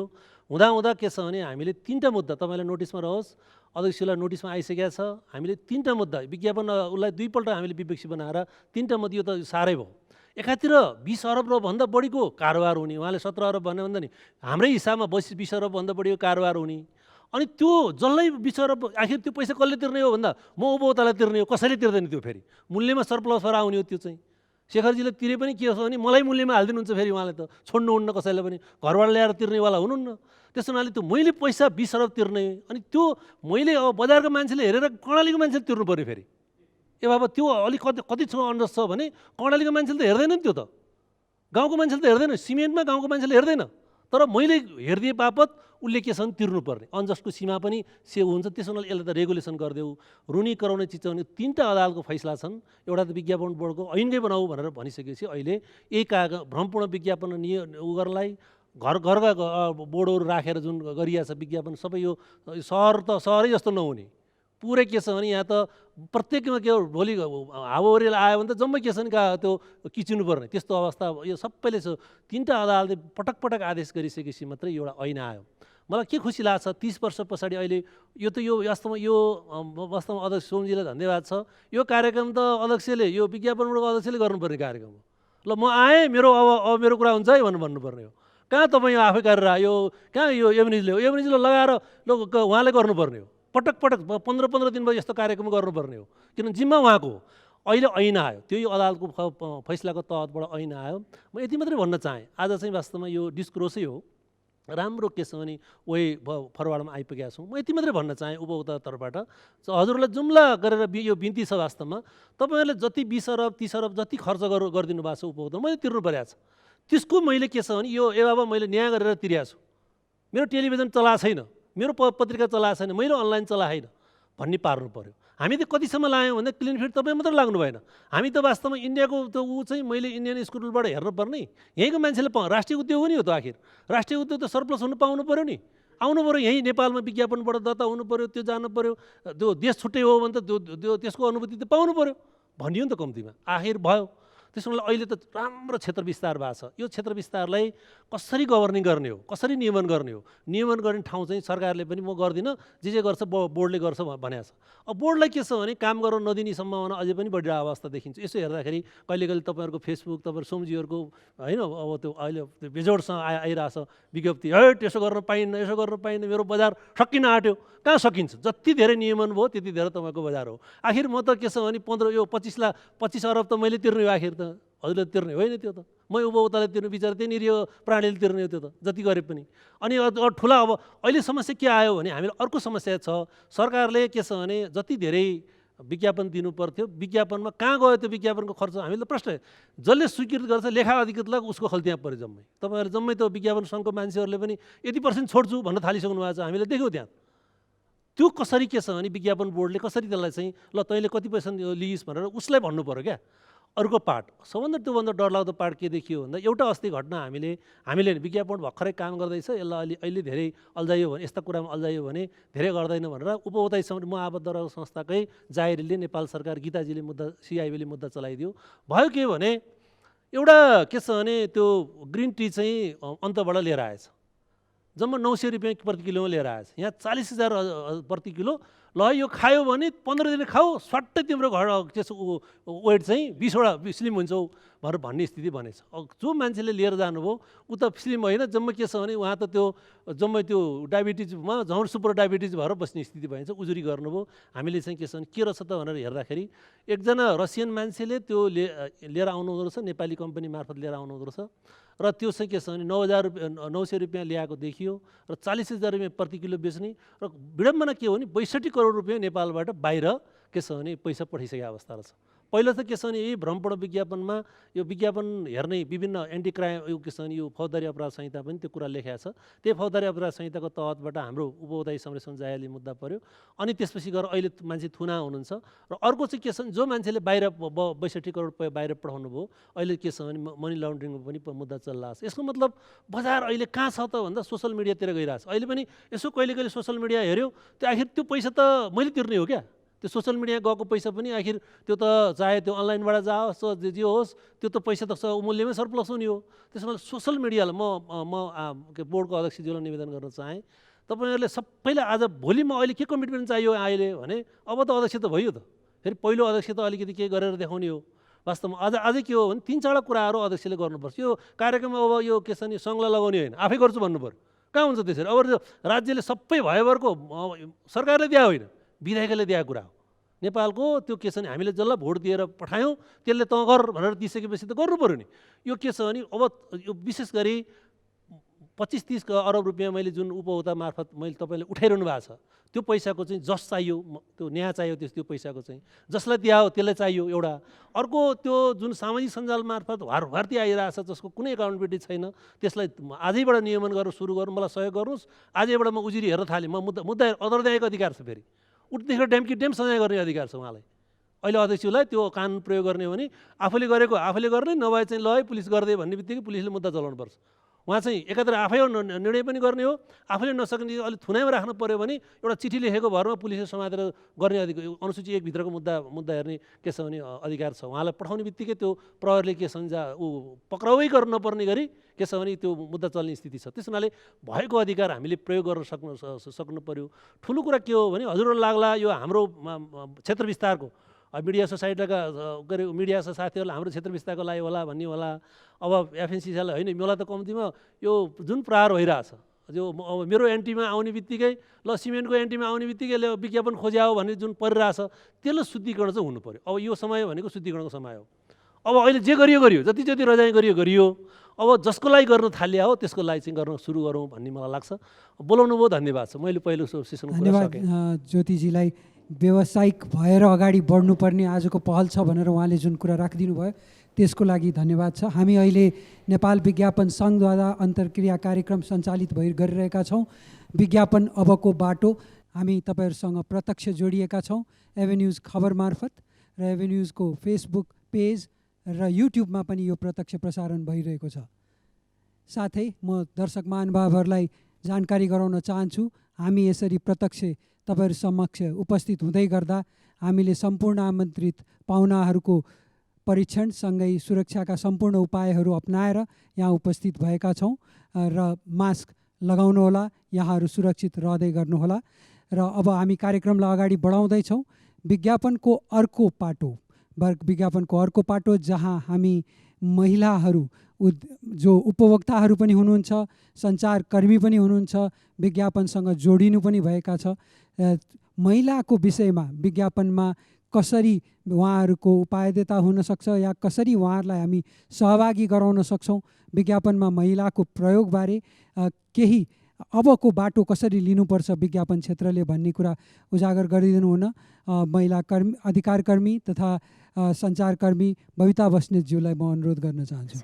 हस्, धेरै धेरै धन्यवाद रञ्जितजी। सबैभन्दा पहिला त विज्ञापन एजेन्सी सङ्घलाई र एभिन्यूज टेलिभिजनलाई धेरै धेरै बधाई छ। एउटा सबै स्टेक होल्डरहरू राखेर एकै ठाउँमा यसरी जुन कार्यक्रम भयो, अघि जुन ऐतिहासिक एउटा समारोह जस्तो भएको छ, यस्तो डिफिकल्ट सर्कमस्टान्सेसमा सिचुएसनमा पनि जुन प्रकारको एउटा कार्यक्रमको आयोजना गर्नुभयो त्यसको लागि बधाई पनि भन्न चाहन्छु, धन्यवाद पनि भन्न चाहन्छु। यो वुमेन र एडभर्टिजमेन्ट होइन, महिला र विज्ञापनको कुरा गर्दाखेरि धेरै अगाडि अब सन् 1893मा जुन विश्वमा पहिलोपल्ट महिलालाई प्रयोग गरेर विज्ञापन बनेको थियो, त्यो विज्ञापन चाहिँ के थियो भन्दाखेरि एउटा वासिङ पाउडरको थियो क्या, गोल्ड डस्ट भन्ने। र त्यो विज्ञापनमा चाहिँ कस्तो देखाइएको रहेछ भन्दाखेरि एकजना महिलाले भुइँ पुछिरहेको, त्यो पाउडर युज गरेर भुइँ पुछिरहेको होइन। त्यति बेलादेखि नै एउटा गलत प्रयास चाहिँ नि सुरुवातदेखि नै भएर रहेछ। र त्यस पछाडिको सिचुएसनहरू हेर्दाखेरि यसरी एउटा विश्वको दृश्य हेर्दाखेरि कस्तो देखिन्छ भन्नुहुन्छ भने त्यस पछाडि चाहिँ नि किचनमा अब धेरै जसो सामग्रीहरू त खानेकुराहरूसँग सम्बन्धित हुन्छन्, लाउने कुराहरूसँग सम्बन्धित हुन्छन् होइन।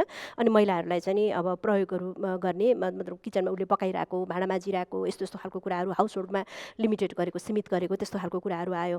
र पछि 90s को दशकमा त्यो चाहिँ नि हाम्रो नेपालमा पनि त्यस पछाडि नै धेरै विज्ञापनहरू बन्न थाले, प्रोडक्टहरू हुन थाल्यो। विश्वमा पनि एउटा के भयो त भन्दाखेरि 90s को दशक पछाडि चाहिँ महिलाहरूलाई जुन किचनमा थिए, अरू प्रोडक्टहरूमा थिए, त्यस पछाडि उनीहरूको बडीलाई युज गर्न थाल्यो विज्ञापनमा होइन। एउटा शरीरलाई चाहिँ नि जसरी एउटा अगाडि देखाएर गर्न थाल्यो, त्योभन्दा अगाडिको स्वादका कुराहरू तिनीहरू अलिकति गौण हुन थाल्यो अब होइन। त्योभन्दा अगाडि चाहिँ नि जुन खाने कुराहरू थियो, खाने पिउने स्वादका कुराहरू गरिन्थ्यो, त्यो कुराहरू चाहिँ नि गौण भयो। र त्यस पछाडि के भयो त भन्दाखेरि महिलाको बडीलाई चाहिँ नि विशेष गरी फोकस गरेर चाहिँ सामग्रीहरू आउन थाले।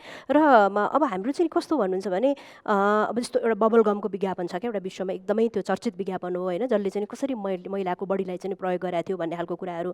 र अब हामी कहाँ चाहिँ कस्तो भन्नुहुन्छ भने हामी कहाँ चाहिँ कस्तो भयो भने जस्तो अब माइतबाट उनी आइन्, स्वाद र ऊ चाहिँ नि बास्ना चाहिँ नि दाइजोको रूपमा ल्याइन् भन्ने यस्तो विज्ञापनहरू आयो होइन। त्यसले के गर्थ्यो भन्नुहुन्छ भने सिधै दाइजोलाई प्रमोट गर्थ्यो कि होइन, दाइजोलाई प्रवर्धन गर्थ्यो। र त्यति बेला धेरै आवाजहरू पनि उठेन, तर त्यसले कति ठुलो हार्म गरिरहेको थियो त वुमेनको उसमा सिचुएसनलाई भन्ने कुरा चाहिँ हामीले त्यति बेला सोचेनौँ होइन। र कस्तोसम्म हुँदो रहेछ भने यस्तो खालका कुराहरू। अनि हामीलाई चाहिँ कस्तो भने यो उसको चाहिँ यो बडी चाहिँ महिलाको स्लिमै हुनपर्ने, फिटै हुनपर्ने, मोडल हुनको लागि होइन, त्यहाँ देखिनको लागि। अनि कपाल चाहिँ एकदम लामो सिल्की हेयर हुनपर्ने होइन। अरूको कुरै नगरौँ के, मलाई नै कस्तो कम्प्लेक्सिटी फिल हुन्थ्यो भने त्यति बेला पहिला एकपल्ट जति बेला मैले विज्ञापन सुनेँ, त्यो विज्ञापन चाहिँ एउटा तेलको थियो के होइन, अमला तेलको थियो। र त्यो तेलले चाहिँ के भन्थ्यो भन्नुहुन्छ भने त्यो तेल लगाएपछि चाहिँ एकदमै सिल्की कपाल हुन्छ होइन, त्यो तेलले चाहिँ एकदम लहराउँदो कपाल भनेर यस्तो खालको।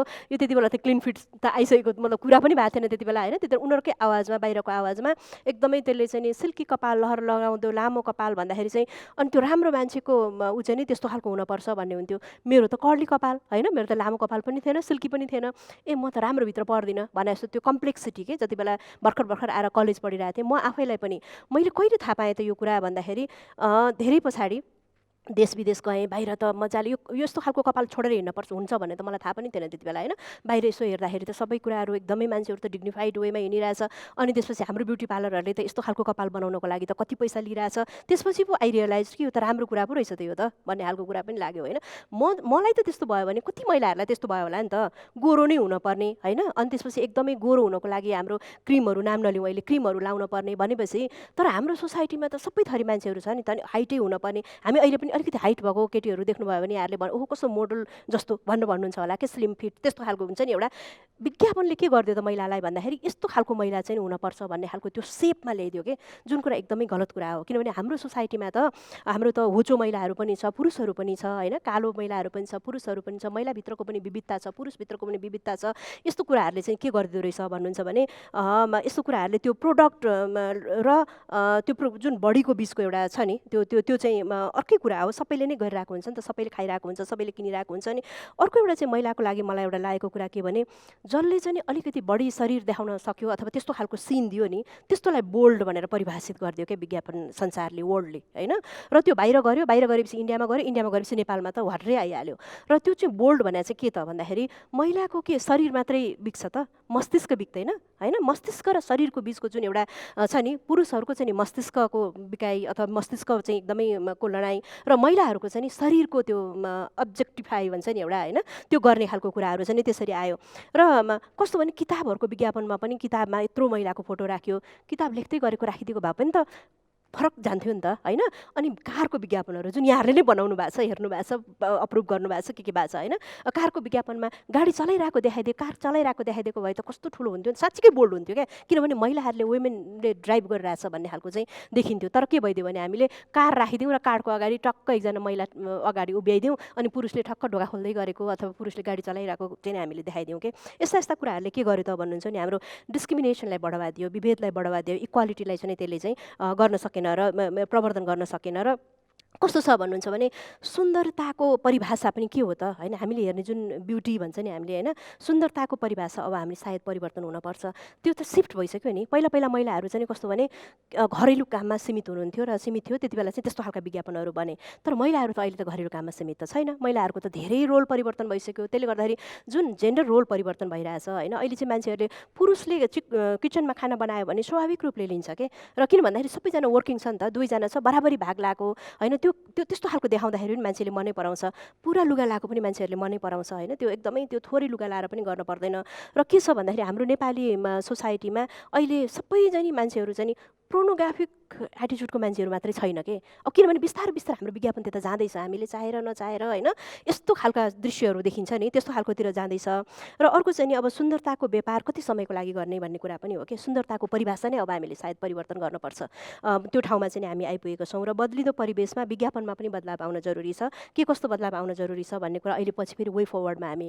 सायद कुरा गर्न सक्छौँ र कुरा गर्न पनि पर्छ र त्यसले गर्दा जुन एउटा स्लिम फिट एउटा गोरो हुनपर्ने अनि त्यो खालको त्यताबाट सिफ्ट भएर हामीले हाम्रा वर्किङ वुमेनका कुराहरू होइन काम गरिरहेका स्ट्रगलका कथासँग मिल्दाजुल्दा विज्ञापनहरू त्यस्तो खालको गर्न सक्यौँ भने चाहिँ अलिकति इक्वालिटीलाई प्रवर्धन गर्नको लागि चाहिँ मद्दत पुग्छ अहिले म यति नै भन्छु र सेकेन्ड उसमा चाहिँ वे फरवर्डको हामी सायद कुरा गर्छौँ धन्यवाद बबिताजी यहाँले कुरा गर्दै गर्दा हिजो सामाजिक सञ्जालमा एउटा भाइरल भइरहेको तस्विरको याद आयो जसरी समाज परिवर्तनशील छ र अहिले कुनै समाना थियो जब पुरुषले आफ्नो श्रीमतीले महिलाले चलाएको गाडीमा बस्दा हिंताबोध गर्ने जमाना थियो भने हिजो एकजना नयाँ बेहुलीले आफ्नो बेहुलालाई चाहिँ नि स्कुटरमा पछाडिपट्टि राखेर घर गइरहेको दृश्य चाहिँ यो फोटो एक तस्विर एकदमै सामाजिक सञ्जालमा भाइरल पनि भयो र यो परिवर्तनशील समाजमा विज्ञापनले पनि अवश्य पनि अब जसरी परिवर्तित भइरहेको छ पुरुषको सोच्ने तरिका परिवर्तित भइरहेको छ महिलाको भूमिका परिवर्तित भइरहेको छ अबको बाटोमा पनि हामीले त्यसरी हेर्न सक्छौँ होला र यसैसँगै म अब अलिकति यहाँनिर केही कुराहरू जोड्न चाहन्छु हाम्रा प्रत्यक्ष प्रसारणमा हेरिरहनुभएका दर्शकहरू जसले हामीलाई केही प्रश्नहरू पठाउनुभएका छ ती प्रश्नहरूमध्ये केही प्रश्नहरू म लिन गइरहेको छु र ती प्रश्नहरूलाई म उहाँहरूले त्यो प्रश्न कसको लागि पठाउनु भएको छ ती व्यक्तिहरूसँगै म जोड्न चाहन्छु पहिलो एउटा प्रश्न हामीले प्राप्त गरेका थियौँ जुन प्रश्न विज्ञापन बोर्डको लागि छ कि जुन बेलामा हामी प्रभावकारिताको कुरा गरिरहेका छौँ यसै बेलामा नेपाली सञ्चार माध्यमहरूमा डेटाको कमीले गर्दा टिआरपी रिडरसिप भ्युअरसिपको बारेमा केही थाहा नहुने जसले गर्दा विज्ञापनलाई प्रभावकारी रूपमा कसरी प्रवाह गर्ने त्यो विज्ञापनदाता एजेन्सीहरूलाई अन्योल रहने जुन अवस्था छ त्यसमा विज्ञापन बोर्डले के गर्दैछ, केही पहल हुँदैछ कि छैन भनेर मनिष झाजी फ्याक्ट्स नेपालबाट उहाँले प्रश्न पठाउनु भएको छ। सो यहाँलाई मैले सोध्न चाहेँ लक्ष्मण सर। धन्यवाद मनिषजी। सम्भवतः तपाईँले यो असाध्यै प्राविधिक प्रश्न सोध्नु भएको छ। नेपालको विज्ञापन व्यवसायको र विज्ञापनदाताको भन्नुहोस् अथवा सञ्चार माध्यमको भन्नुहोस्, सबभन्दा ठुलो र अप्ठ्यारो विषय हो टिआरपी रेटिङ। खास गरिकन छापा माध्यमको सर्कुलेसन, एबिसी रेटिङ, रेडियो र टेलिभिजनको टिआरपी रेटिङ र अहिले सोसियल मिडिया भन्नुहोस् अथवा डिजिटल मिडियाको भ्युवरसिप रेटिङको प्रश्नमा चाहिँ अहिलेसम्म यो ऐनले पनि यतातिर सम्बोधन गरेको छैन, नियमावलीमा पनि यो विषय सम्बोधन भएको छैन। तर राज्यको दायित्वभित्र पर्ने विषय के हो भन्दा अबको विज्ञापन बजारलाई यो नै एउटा महत्त्वपूर्ण कुरा। त्यसैले अहिले हामीले भर्खरै अब यो प्रिम्याच्योर्ड आइडिया हो, तर यहाँ प्रश्न उठ्या हुनाले मैले जवाफ दिएँ। सञ्चार माध्यमहरूको वर्गीकरण गर्नुपर्ने र टिआरपी हेरिनुपर्छ र त्यो काम चाहिँ विज्ञापन बोर्डले नै गर्नुपर्छ। किन भन्दा अहिलेसम्म पनि यो संस्था नभएको हुनाले भनेर हामीले एउटा नियमावली संशोधनको प्रक्रिया थालेका छौँ। यदि त्यो सफल भइयो भने सम्भवतः विज्ञापन बोर्डले यो कामलाई अगाडि बढाउँछ। धेरै धेरै धन्यवाद लक्ष्मण उमागाईज्यूलाई। त्यस्तै अर्को प्रश्न दुवै सञ्चार माध्यमहरूका दुई प्रतिनिधिमूलक संस्थाका अध्यक्षज्यूहरूलाई एकजना विज्ञापनदाताको प्रश्न आएको छ कि हामीलाई प्राय विज्ञापन माग्दै गर्दा नकारात्मक प्रभाव पर्ने समाचारहरू मार्फत पहिला मेसेज पठाएर सन्देश पठाइने गरिएको थुप्रै मिडियाहरूबाट त्यस्तो हामीले अनुभव गरेका छौँ। त्यो पहललाई रोक्नको लागि, त्यसलाई सकारात्मकतातिर लिएर जानको लागि दुईटै सङ्घले कसरी हेरिरहेका छन् भन्ने गरेको छ। सो म दुवैजनालाई यो प्रश्नलाई उत्तर गरिदिनु हुन अनुरोध गर्न चाहन्छु। शुभशङ्करजीबाट सुरु गरौँ। विज्ञापनदाताले धेरै राम्रो प्रश्न सोध्नुभएछ कि अघि ज्योतिजीले यसो थोरै त्यसलाई पिन पोइन्ट गर्नुभयो। नेपालमा 1990 को परिवर्तनपछि र अलि अझ पछि, खास गरेर यो 2005 को परिवर्तनको नजिकबाट आउने बेलामा बल्ल प्राइभेट निजी सञ्चार माध्यमहरूको एउटा लहर चल्यो र आज पनि हामी यो स्ट्रिमिङ लाइन भन्दा पनि लहरको अवस्थामा छौँ। र नेपाली समाज यति धेरै पोलिटिसाइज छ र यति धेरै पावर डोमिनेटेड छ। यसको इफेक्ट समाजका सबै अङ्ग प्रत्यङ्गहरूमा परेको छ। विज्ञापन बन्नेदेखि, प्रोडक्ट उत्पादन गर्नेदेखि, बजारमा जानेदेखि, रिटेलर नियुक्ति गर्नेदेखि, डिस्ट्रिब्युटर बनाउनेदेखि, एजेन्सी खोल्नेदेखि र एजेन्सीले सञ्चार माध्यमसँग काम गर्नेसम्मका यी सबैमा कहीँ न कहीँ यसको व्यक्त वा अव्यक्त अनकन्सियसली पनि त्यसको प्रभाव छ। त्यस कारणले र पछिल्लो समयमा एकातिर धेरै राम्रो के भएको छ भने अर्को शब्दमा भन्यो भने जसले ब्ल्याकमेलिङ, विज्ञापनका नाममा ब्ल्याकमेलिङ जे चलिरहेको थियो त्यसको व्यापक रूपमा भण्डाफोर पनि भइराखेको छ। यो सबभन्दा राम्रो कुरा हो। र धेरै समयसम्म यो अन्डर कार्पेट थियो कि कसैले ब्ल्याकमेलिङ गर्यो, त्यसको बारेमा अर्को सञ्चार माध्यम वा अर्को कसैले बोलिदियो भने त्यसले मलाई फेरि उ गरिदिइहाल्छ, मेरै हो अथवा मसँग सँगै भएको सदस्य हो, भोलि मलाई भोट चाहिन्छ वा सँगै हिँड्नुपर्छ वा सँगै जानुपर्छ, यस्तै अनेक चिजका कारणले पहिला यो अन्डर कार्पेट थियो। र लामो समय नेपालका राजनीतिक पार्टीहरूले राजनीतिक परिवर्तनको आन्दोलनका रूपमा विज्ञापन भनिदिने, विज्ञापन माइदिने परम्परा सुरु गरे। पोलिटिसियन, प्रधानमन्त्री, मन्त्री, पार्टीका नेताहरू, पार्टीका अध्यक्ष यस्ताहरूले फलानु सञ्चार माध्यमलाई यसो सहयोग गरिदिनुहोस् न, फलानु पत्रिकालाई यसो सहयोग गरिदिनुहोस् न भन्ने कुरा सायद आज पनि कहीँ न कहीँ आए होला र त्यसको असर पर्दो हो भन्ने एउटा। दोस्रो कुरा, जुन व्यापारिक संस्थाहरू यसबाट भिक्टिम छन्। साँच्चीकै प्रोफेसनल जसले एडभर्टाइजिङ गर्न चाहन्छ उनीहरूमा एउटा मार छ कि उनीहरूलाई के थाहा छैन। अगाडि एकजना दर्शकले सोधे, मनिषजीले सोधे जस्तै, उहाँ एउटा रिसर्चर पनि हो, त्यस कारण सोध्नुभयो सोधे जस्तै टिआरपी कति पनि थाहा छैन, कसको रिलेसन कोसँग छ र को कतापट्टि लोयल छ भन्ने आधारमा विज्ञापन जाने गर्दछ। त्यो देखिसकेपछि अर्को कम्पिटिटरलाई जेलस सुरु हुन्छ।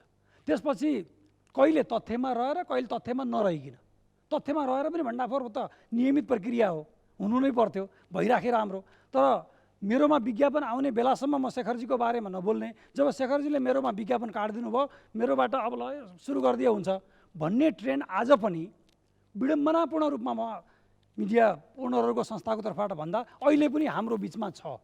यसलाई छुट्याउने जिम्मा फेरि पनि निगरानी समूहहरू भनेको उपभोक्ता मञ्च, विज्ञापन सङ्घ, एफएनसिसिआई, सिएनआई जस्ता व्यापारिक सङ्घ संस्था र सिटिजन्सहरू जो वेल एजुकेटेड सिटिजन्सहरूले नै यसको निगरानी गर्नुपर्दछ। कुन सञ्चार माध्यमले कुन घटनाका सन्दर्भमा कस्तो खालको फन्डा अपनाएको थियो र त्यस बापत उसले के पाएको थियो। र त्यति मात्र होइन, त्यति धेरै अरू सोसियल अर्गनाइजेसनहरूका आफ्नै खालका सङ्गठन बन्ने लिडरसिप छानिने कुरामा समेत पनि कहीँ न कहीँ सञ्चार माध्यम प्रयोग हुने, सञ्चार माध्यम प्रयोग भएर त्यो चाहिँ एउटा बार्गेनिङ टुल्स बन्ने जस्तो विडम्बना पनि हाम्रो बिचमा छ। यो कहीँ लुकाउनु पर्ने जरुरी छैन। अब यसलाई निगरानी गर्ने जस्तो हाम्रो जस्तो यो चल्ते चलाते डेमोक्रेसी हो क्या, यो हामीले चलाइरहेको यो parliamentary democracy, open liberal democracy.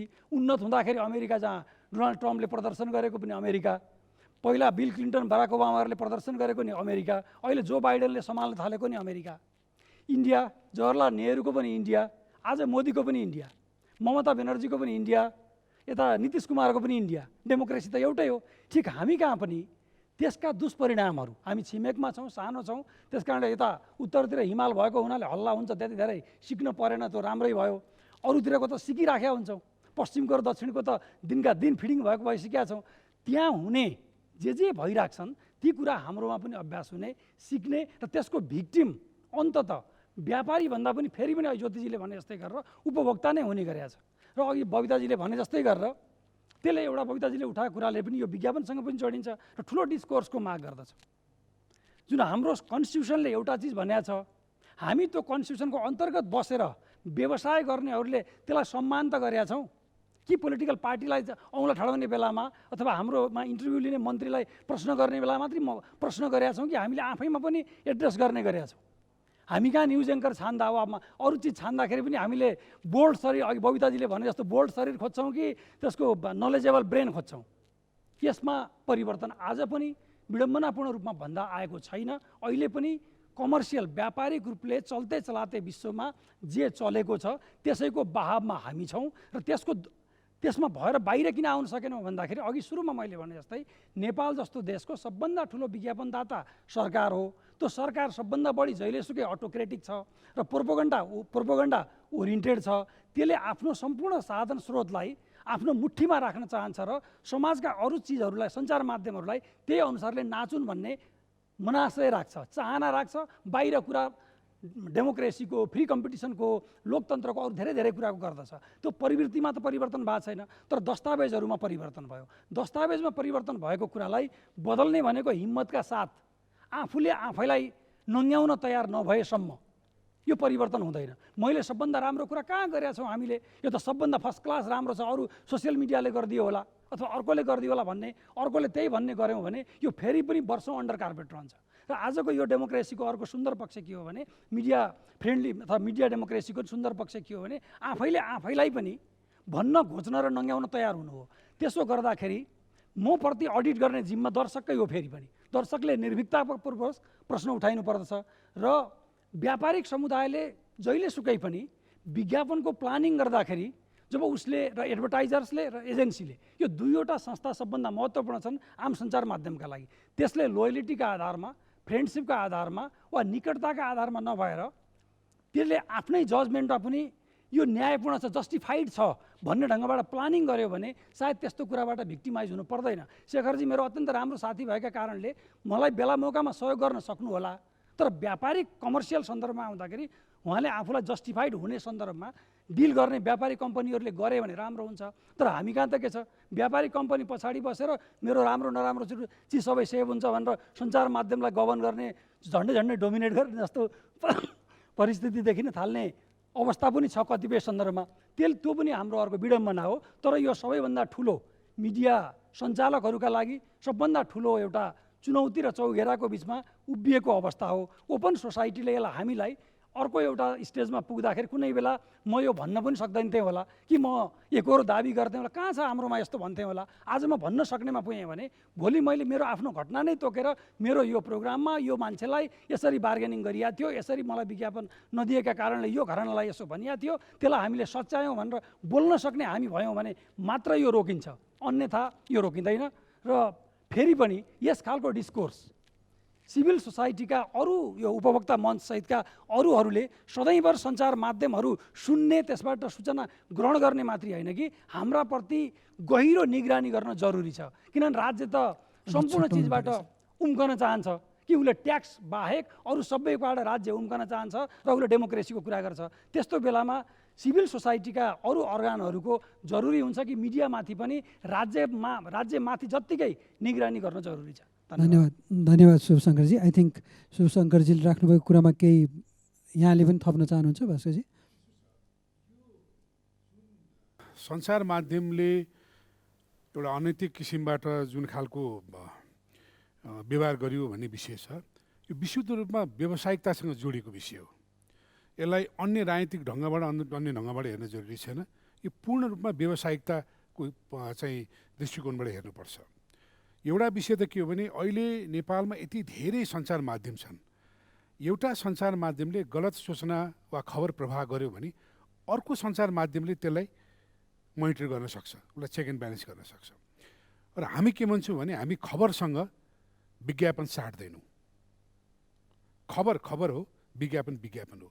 कहिलेकाहीँ विज्ञापनदातालाई के लाग्छ भने मैले वर्षमा 2 करोडको विज्ञापन दिइरहेको छु, यसले मेरै विरुद्धमा पनि खबर दिन्छ र भने हामी के भन्छ विज्ञापनसँग खबर साट्दैनौँ। यो एउटा व्यावसायिकता हो, यो धर्म हो। किनभने कहिलेकाहीँ के हुन्छ भने एउटा ठुलो विज्ञापनदाता जसले वर्षमा 2-3 करोडको विज्ञापन दिइरहेछ, ज्योतिजीले भन्नु होला, तर उसको उत्पादनमा कहीँ कमी छ, उसले कहीँ अनियमितता गरिरहेछ भने त्यो खबर हामी देखाउँछौँ। र त्यो देखाउँदाखेरि के पनि भन्ने गरिन्छ भने अब यो विज्ञापन कम भयो त्यो हुनाले यो खबर आयो भन्ने गरिन्छ। तर त्यो होइन, त्यो सधैँ सही हुँदैन। कहिलेकाहीँ सञ्चार माध्यमले आफ्नो धर्म निर्वाह गर्छ, कहिलेकाहीँ आफ्नो स्वतन्त्र पत्रकारिताको जुन सिद्धान्त छ त्यसलाई अवलम्बन गर्छ।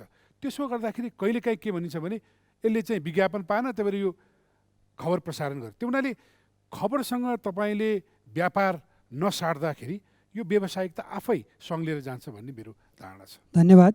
मैले हाम्रो प्यानलमा हुनुभएका हाम्रो नेपाल विज्ञापन सङ्घ जसले यो अन्तर्क्रिया सञ्चालन गरिरहेको छ त्यसकै अध्यक्षज्यूलाई चाहिँ अलि अन्त्यतिर बोल्नको लागि आग्रह किन गरिरहेको छु भने मैले सम्पूर्ण अतिथिहरूको सम्पूर्ण कुराहरू सुनिसकेपछि उहाँले विज्ञापन सङ्घको तर्फबाट विज्ञापन कर्मीहरूको तर्फबाट प्रतिनिधिमूलक कुराहरू राखिदिनुहुन्छ, तथ्यगत कुराहरू राखिदिनुहुन्छ र अबको बाटो यहाँ सुनेको कुराहरूबाट अबको बाटो विज्ञापन कर्मी, विज्ञापन एजेन्सी, विज्ञापन सङ्घले कस्तो लिनेछ, कस्तो लिनुपर्नेछ भन्ने कुरा आएको छ। त्यसलाई पनि प्रस्ताइदिनुहुन्छ भनेर मैले उहाँलाई अलि अन्त्यतिर राखेको थिएँ।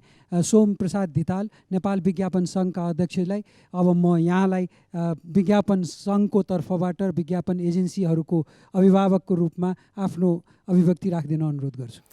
धन्यवाद रञ्जित सर। विज्ञापन गोर्खापत्रको आगमनसँगै विज्ञापन नै हुँदो रहेछ प्रिन्ट मिडियामा भनेर सुरुवात गरेको हाम्रो इतिहास 7 दशक अगाडि रेडियो नेपालको आगमनले एउटा फड्को मार्यो र श्रव्य माध्यमबाट विज्ञापन हुँदो रहेछ भनेर विज्ञापनले व्यावसायिकता समात्यो र व्यावसायिक विज्ञापनको 7 दशक त्यो अर्थले भन्न हामी रुचाउँछौँ। र त्यसपछि करिब 35 वर्ष अगाडि नेपाल टेलिभिजनको आगमनले श्रव्य दृश्य माध्यममा एउटा युगान्तकारी र विज्ञापन क्षेत्रमा एउटा युगान्तकारी भूमिका टेलिभिजनको आगमनको सुरुवातसँगै पदार्पण भयो र नेपाल टेलिभिजनको आगमनको पश्चात खुल्ला बजार नीति अन्तर्गत 46-47 को वरिपरि तपाईको निजी सञ्चार माध्यमहरूको आगमनले यसमा बाढी नै आयो र त्यो बाढी आवश्यकता थिएन। त्यो बेलाको सरकारले र हामी मिडियाकर्मी, सञ्चारकर्मी, सञ्चार उद्यमी साथीहरूले समीक्षा गर्न पनि अर्कै छलफलको फोरम हुन सक्ला। आज त्यहाँ कहाँ कति हुन्थ्यो, यति एफएम हुन पर्थै पर्थेन, यति टेलिभिजन हुन पर्थै पर्थेन, यति प्रिन्ट हुन पर्थै पर्थेन, यति अनलाइन हुन पर्थै पर्थेन, त्यो समीक्षाको विषय होला। अब हामी आइसकेका छौँ। भोलिको दिनमा यो यसरी नै छोड्ने हो त सरकारले पनि काहीँ न काहीँ सोच्न पर्ने अवस्था चाहिँ रहन्छ।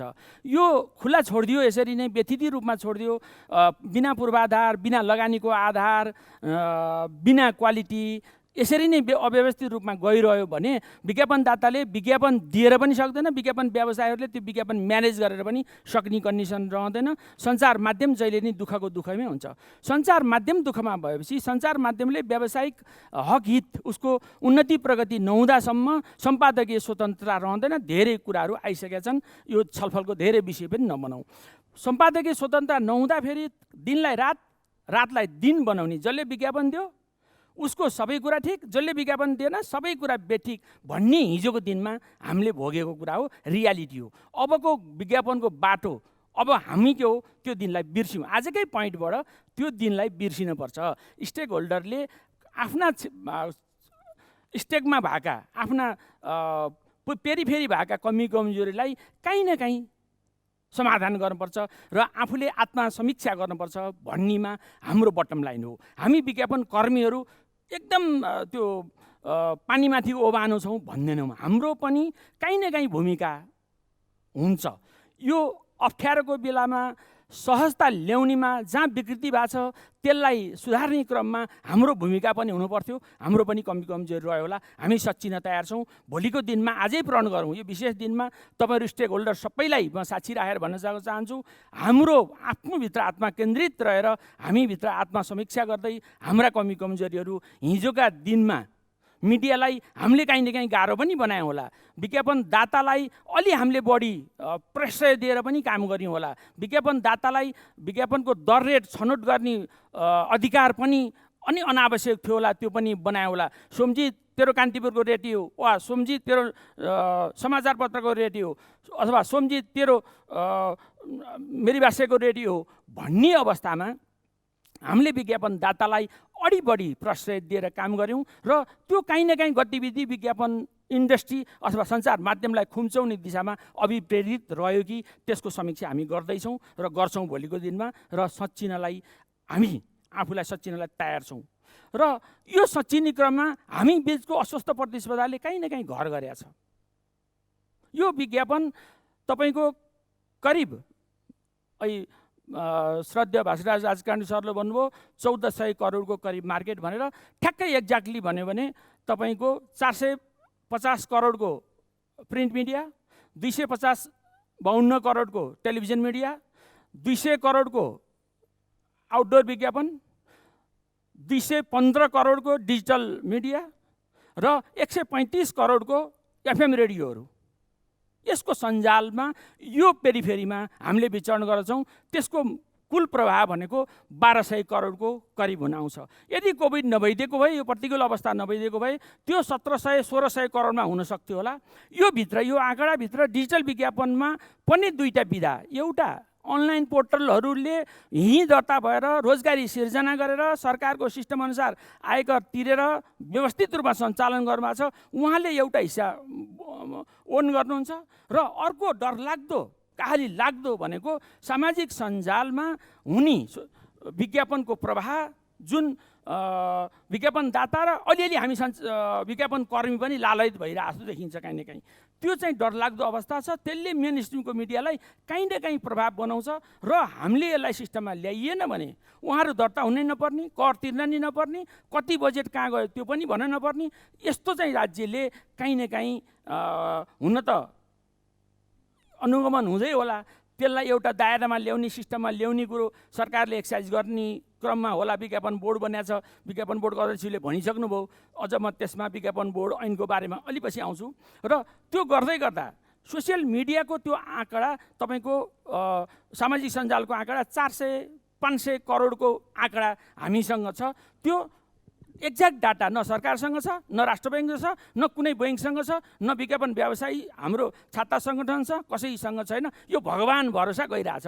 विदेशी कार्ड प्रयोग गरिन्छ, पैसा कहाँ जान्छ, कहाँ त्यो बुस्ट हुन्छ, कहाँ त्यो विज्ञापन इन्सर्ट हुन्छ, कहीँ कतै कसैसँग न विज्ञापनदातासँग डाटा छैन।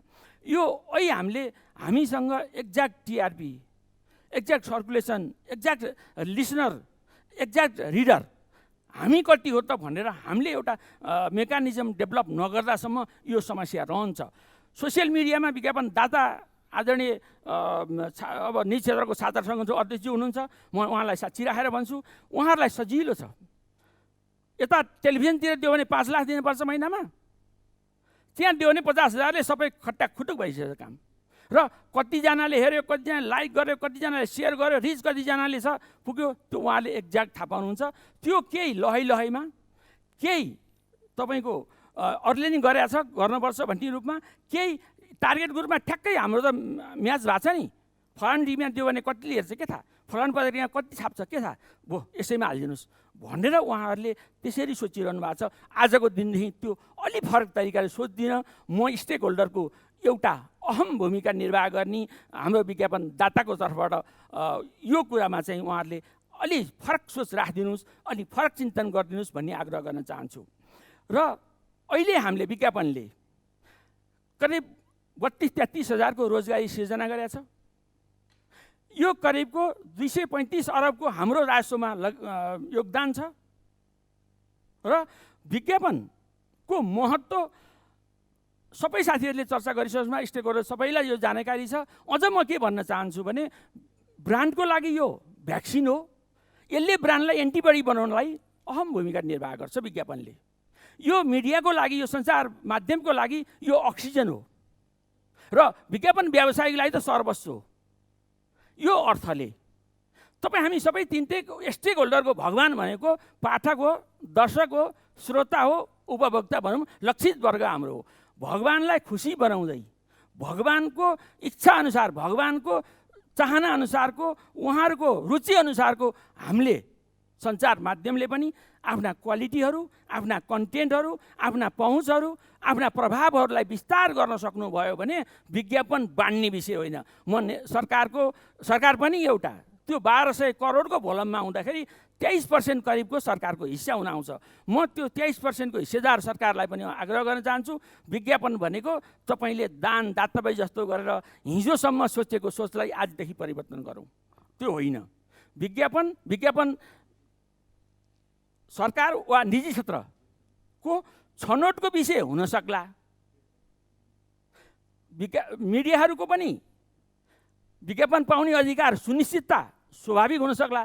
तर बिना आधार सबैले उसले नि पायो मैले नि त्यति नै पाउनुपर्छ, उसले 50,000 पायो मैले नि 50 पाउनुपर्छ, उसले 10 लाख छ मेरोमा किन 1 लाख छ, त्यस्तो तरिकाले विज्ञापन हाम्रो अधिकार जताइयो भने अथवा त्यो अधिकार हामीले खोजियो भने चाहिँ हामी काहीँ न काहीँ गलत हुन्छ होला। सञ्चार माध्यमले पनि त्यो दिशामा चाहिँ आफूलाई नसोच्दिनु हुन आग्रह गर्छु र आफ्नो कन्टेन्टलाई बलियो बनाउनु पऱ्यो, आफ्नो क्वालिटीलाई त्यही हिसाबले मेन्टेन गर्नु पऱ्यो, आफ्नो पहुँचलाई त्यही हिसाबले विस्तार गर्नु पऱ्यो, आफ्नो प्रभावलाई टार्गेट ग्रुपसँग मेरो ब्रान्ड, मेरो प्रडक्ट चाहिँ त्यहाँसम्म रिचमा पुग्छ है भन्ने कुरो चाहिँ स्थापित गरिदिनु भयो सञ्चार माध्यमले भने।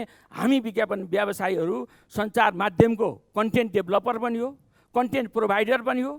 त्यो अर्थले सञ्चार माध्यमसँग एकाकार गरेर काम गर्न सक्ने, काम गर्ने वर्ग हामी हौँ। र हामी एउटा कर्पोरेट हाउसको एउटा विज्ञापनदाताको क्रिएटिभ सल्लाहकार पनि हो। म विज्ञापनदातालाई के आग्रह गर्न चाहन्छु, उहाँको ट्रस्ट पनि छ। अबको मार्केट विज्ञापन व्यवसाय हिजो सोचेको जस्तो कमजोर पनि छैन। हामी सिर्जनाको हिसाबले संसारका कुनै पनि विज्ञापन एजेन्सीसँग कम्पिट गर्न छैन, त्योभन्दा अव्वल छौँ, त्योभन्दा माथि छौँ भन्दैनौँ, दाबी गर्दैनौँ। तर आजको डेटसम्म आउँदा हामीसँग जे स्रोत साधन क्षमता छ त्यसलाई मेन्टेन गरेर हाम्रो गुणस्तरलाई चाहिँ संसारका कुनै पनि विज्ञापन व्यवसाय मल्टिनेसनल एजेन्सीहरूका क्रिएटिभिटीसँग हामी ट्याकल गर्न सक्ने क्षमता, त्यो लागत हामीले राख्छौँ। र अबको 1-1.5 वर्षमा हाम्रो मार्केट करिब 200 करोड बनाउँदै गर्दा हाम्रा अहिलेका मिडियाहरूलाई हामी सस्टेन बनाउने जिम्मा पनि हामी लिन्छौँ। 200 करोड मार्केट हुन्छ, यो कोभिड सधैँ रहँदैन होला, यसको यो प्रभाव कम हुँदै गएपछि र विज्ञापनदाता र हामी स्टेक होल्डर सञ्चार माध्यमको सोचमा अलिकति परिवर्तन भएर विश्वासको सङ्कटलाई काहीँ न काहीँ साँगुर्याउने हाम्रो एक आपसको सङ्कट विश्वासको काहीँ न काहीँ हिजो हामी थियो, मान्दा नमान्दा पनि त्यो थियो। र त्यो सङ्कटलाई विश्वासको खाडालाई हामीले पुर्दै न्यारो डाउन गर्दै ल्यायौँ भने हामी 2000 करोडको मार्केट बनाउँछौँ। त्यो बेलामा सञ्चार माध्यम सस्टेन हुन्छ। र फेरि अहिले मैले भनिसकेँ, यो थप्दै जाने हो भने कति हजार एफएम, कति हजार टिभी, कति हजार अनलाइन, कति हजार रेडियो बनाउने, एफएम बनाउने र डिजिटल बनाउने भनेर गइयो भने चाहिँ हामी कहीँ पुगिँदैन। म सरकारको सम्बन्धित निकाय विज्ञापन बोर्डलाई आग्रह गर्न चाहन्छु, पोलिसीगत रूपमा तपाईँले काम गरिदिनुहोस्, गर्नुभएको छ। र विज्ञापनलाई अलिकति यो विज्ञापन ऐन बन्दै गर्दा क्लिन फिड लागू गर्दै गर्दा, डबिङ यार्ड रोकिँदै गर्दा, बोर्ड गठनमा हाम्रा सानातिना झिना मसिना मतकेता काहीँ असहमतिका बुँदाहरू छन्, त्यो हामीले लिखित रूपमा राखेका छौँ। त्यो आजको छलफलको विषय यसरी यो फोरम पनि होइन जस्तो लाग्छ र त्यसलाई फरक तरिकाले फेरि छलफल गरौँला र हाम्रो विज्ञापन बोर्डसँगको सहकार्य अनिवार्य छ। हाम्रो लागि गठन गरिया हो। हाम्रो 17-18 वर्ष अगाडिदेखिको हाम्रो सङ्घर्ष, सरकारसँगको हाम्रो लडाइँ, सरकारसँग हेर्ने पर्सेप्सन चाहिँ कहीँ न कहीँ नेगेटिभिटी भयो। हामीलाई बुझ्ने सरकारले दृष्टिकोणै मिलेन। मलाई अनौठो लाग्छ सञ्चारमा प्रयोग हुने विज्ञापन क्रिएटिभिटीलाई राजनीतिक दलले एउटा प्रोपागान्डाको रूपमा, चुनावी क्याम्पेनको रूपमा चाहिँ युज गर्नुहुन्छ। लौ न मलाई टिभी क्याम्पेन बनाइदेऊ, लौ न मलाई प्रिन्ट क्याम्पेन बनाइदेऊ, मलाई यहाँ यसो बनाऊ भने विभिन्न राजनीतिक दलले भन्नु त हुन्छ, तर सरकारमा जानुहुन्छ विज्ञापन व्यवसाय भनेको उहाँलाई त्यो पनि थाहा हुँदैन, सञ्चार माध्यमको महत्त्व पनि थाहा हुँदैन। आफूलाई चाकरी गर्यो त्यो ठिक, आफूलाई चाकरी नगर्दा त्यो सबै बेठिक। सरकारमा बस्ने सम्बन्धित राजनीतिज्ञहरूको त्यो सोच हामी कहिले पनि परिवर्तन गर्न सकेनौँ। तै विज्ञापन ऐन आयो, यो हाम्रो उपलब्धिको रूपमा छ। त्यसले अहिले लक्ष्मण सरले भनिसक्नुभयो काहीँ न काहीँ कमी कमजोरी होला, त्यो कार्यान्वयनको दिशामा आउँदै गर्दा करेक्सन हुने क्रममा जान्छ। हामी विश्वास छ विज्ञापन बोर्डसँग हामी एकाकार भएर काम गर्न चाहन्छौँ र सञ्चार माध्यमसँग हामी एकाकार भएर काम गर्न चाहन्छौँ। हामी विज्ञापनदाता जो यो स्टेटको सबभन्दा इम्पोर्टेन्ट कम्पोनेन्ट हुनुहुन्छ, उहाँहरूसँग पनि हामी एकाकार भएर काम गर्न चाहन्छौँ। आग्रह चाहिँ यस्तो बेलामा नि विज्ञापन गरिरहनु भएको छ। कोभिडको यस्तो बेलामा हिजो तपाईँको 18 घन्टा लोड सेडिङ हुँदा पनि कहीँ न कहीँ विज्ञापन, टेलिभिजन हेर्ने वातावरण नहुँदा पनि विज्ञापन दिने उहाँहरू नै विज्ञापनदाता हो। म सलाम गर्न चाहन्छु उहाँहरूको त्यो मिडियाप्रतिको समर्पण भावलाई। हिजो भूकम्प आयो, नाकाबन्दी भयो, हामी सञ्चार माध्यम सजिलोमा छैनौँ, कहिले पनि विज्ञापन व्यवसाय सजिलोमा छैनौँ। उहाँहरू पनि सजिलोमा हुनुहुन्न। असजिलोमा पनि उहाँहरूले रेस्क्यु गर्नलाई काहीँ न काहीँ होइन सपोर्ट गर्नुपर्छ भनेरै भनिरहनु भएको छ, हेरिरहनु भएको छ। र यो गर्दै गर्दा काहीँ न काहीँ अलिकति नपुग चाहिँ हुँदो रहेछ, त्यो अलि बढी हेर्न पर्दो रहेछ भन्ने लाग्न सक्छ। र मैले हाम्रो पनि छात्र सङ्गठन हो, निज क्षेत्रको प्रतिनिधि संस्था हो, मैले बजेट मार्फत राख्नलाई मैले आग्रह गरेका थिएँ। अहिले वासुदाई पनि कुरा उठाउनु भयो। तपाईँको क्लिन फिड लाग्दै गर्दा बाहिरका विज्ञापनहरू जो ब्रान्ड यहाँ आउनुहुन्छ उहाँको सेल्सको 5%लाई विज्ञापनमा खर्चै गर्न पर्ने व्यवस्था अनिवार्य गरिदिनुहोस्। त्यो बिचमा उहाँको राजस्वको सब्सिडाइज हुने कुरामा, राजस्वमा काहीँ न काहीँ उहाँहरूलाई मिल्ने कुरामा चाहिँ मिलाइदिनुहोस्। र स्वदेशी ब्रान्डहरूलाई पनि, स्वदेशी कर्पोरेट हाउसले पनि कमसेकम सेल्सको 1% विज्ञापनमा खर्च गर्नुहोस्।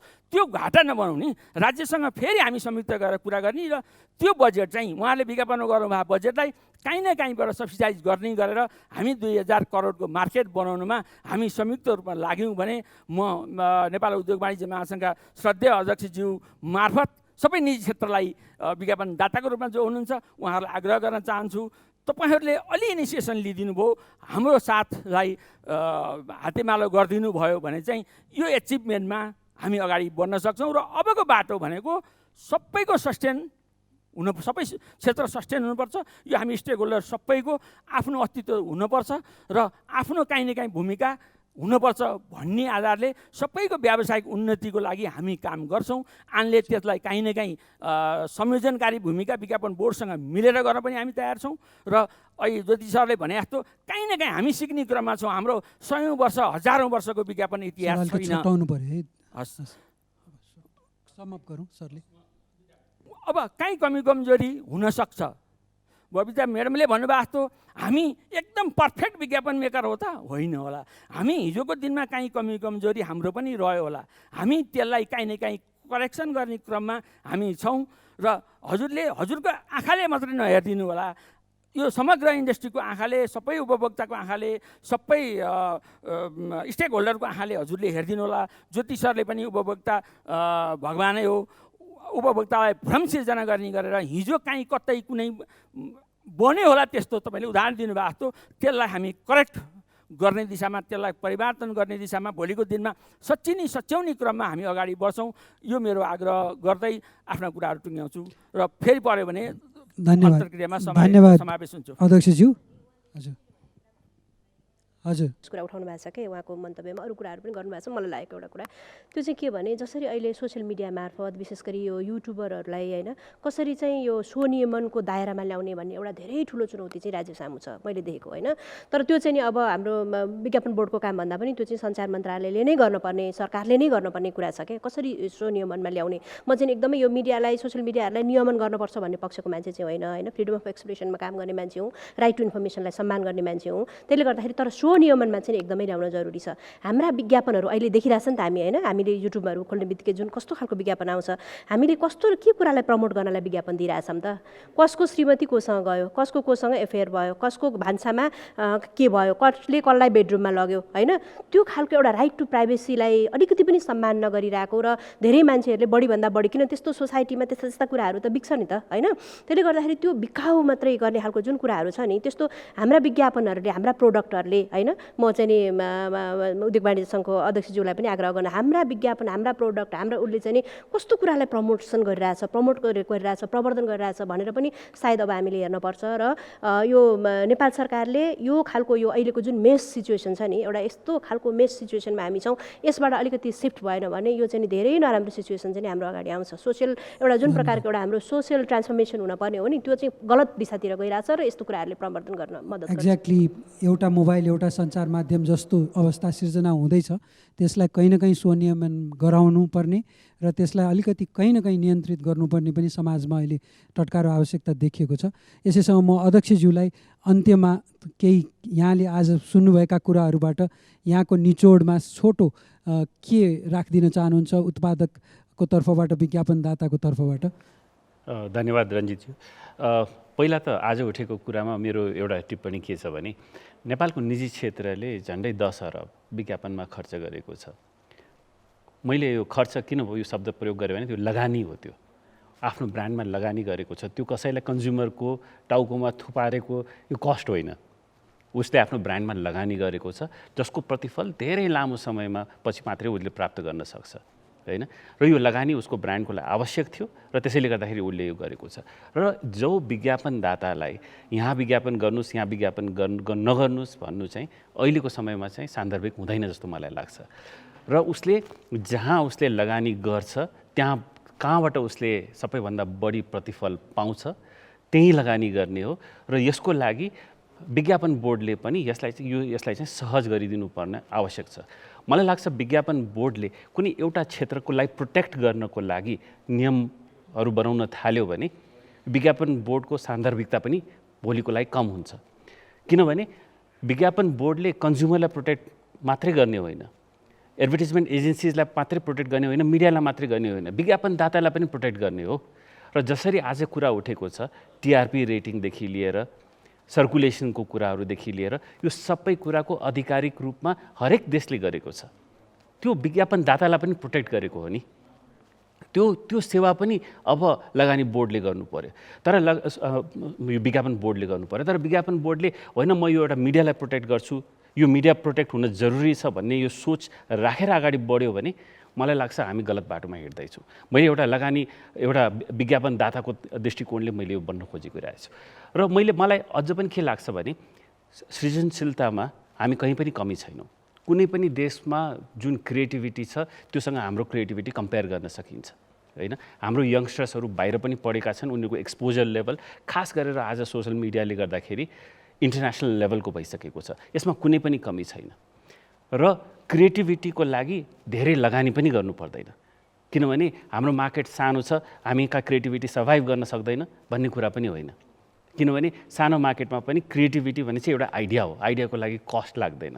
र यो एउटा एक्सपोजर जुन आज अमेरिकामा कोही मान्छे बसेको छ या अरू अन्य कुनै देशमा बसेको छ या वो नेपालबाट उसले पनि सेम एक्सपोजर पाएको छ। आज यङ्स्टर्सहरूले हेर्ने र ग्लोबल ट्रेन्ड्सहरू बुझ्ने मौका पाएका छन्।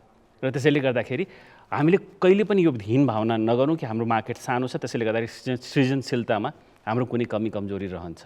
हाम्रो यङ्स्टर्सहरू एकदमै सृजनशील छ जस्तो मलाई लाग्छ। तर हामी जुन ट्रेन्डको कुरा गर्दैछौँ एउटा ग्लोबल ट्रेन्ड, एडभर्टिजमेन्टको माध्यम के हो त्यसको एउटा ग्लोबल ट्रेन्ड परिवर्तन भइरहेको छ। यसलाई चाहिँ हामीले स्वीकार्नै पर्छ। होइन हामी यो ट्रेन्डको विपरीत जान्छौँ हामीले सोच्यौँ भने त्यसको कुनै मलाई लाग्छ नतिजा निस्किँदैन। किनभने एउटा ग्लोबल ट्रेन्ड रहेको छ। अहिलेको एडभर्टिजमेन्ट स्पेसिफिक पिन पोइन्टेड रूपमा आफ्नो कन्ज्युमरलाई आइडेन्टिफाई गरेर गर्ने हो र त्यो आधारमा गर्नको लागि विज्ञापन बोर्डले पनि र अन्य पनि जुन माध्यमहरू छन् त्यसबाट त्यो इन्फर्मेसन पनि प्राप्त गर्न जरुरी छ जस्तो मलाई लाग्छ। धन्यवाद। यहाँले टिआरपी र सर्कुलेसन भएको खण्डमा चाहिँ नि विज्ञापनदाताहरूलाई अझ सहज हुन्छ विज्ञापन कहाँ राख्ने, कहाँ पुर्याउने, कुन सञ्चार माध्यम प्रयोग गर्ने, किन प्रयोग गर्ने, कति परिणाममा प्रयोग गर्ने भन्ने कन्टेक्स्टमा म अब भास्करजीलाई छोटोमा राखिदिनु होला। यो अहिलेको कुराकानीको समरीमा अबको बाटोको कन्टेक्स्टबाट मिडिया एलायन्सको अध्यक्षको रूपमा, एउटा सञ्चार कर्मीको रूपमा यहाँले राखिदिनुलाई अनुरोध गर्छु। अबको बाटो मलाई लाग्छ विज्ञापनको मात्र होइन। अब हामीले अहिले त्यो बहसमा छलफलमा आइसक्यो। नेपाली विज्ञापनको मात्र होइन, नेपाली विज्ञापन भने के हो भने नेपालका सबै आम सञ्चारका माध्यम, छापा, रेडियो, टेलिभिजन, अनलाइन, कुनै पनि सञ्चार माध्यम विज्ञापन राजस्व बिना सञ्चालन हुन सक्ने अवस्था छैन।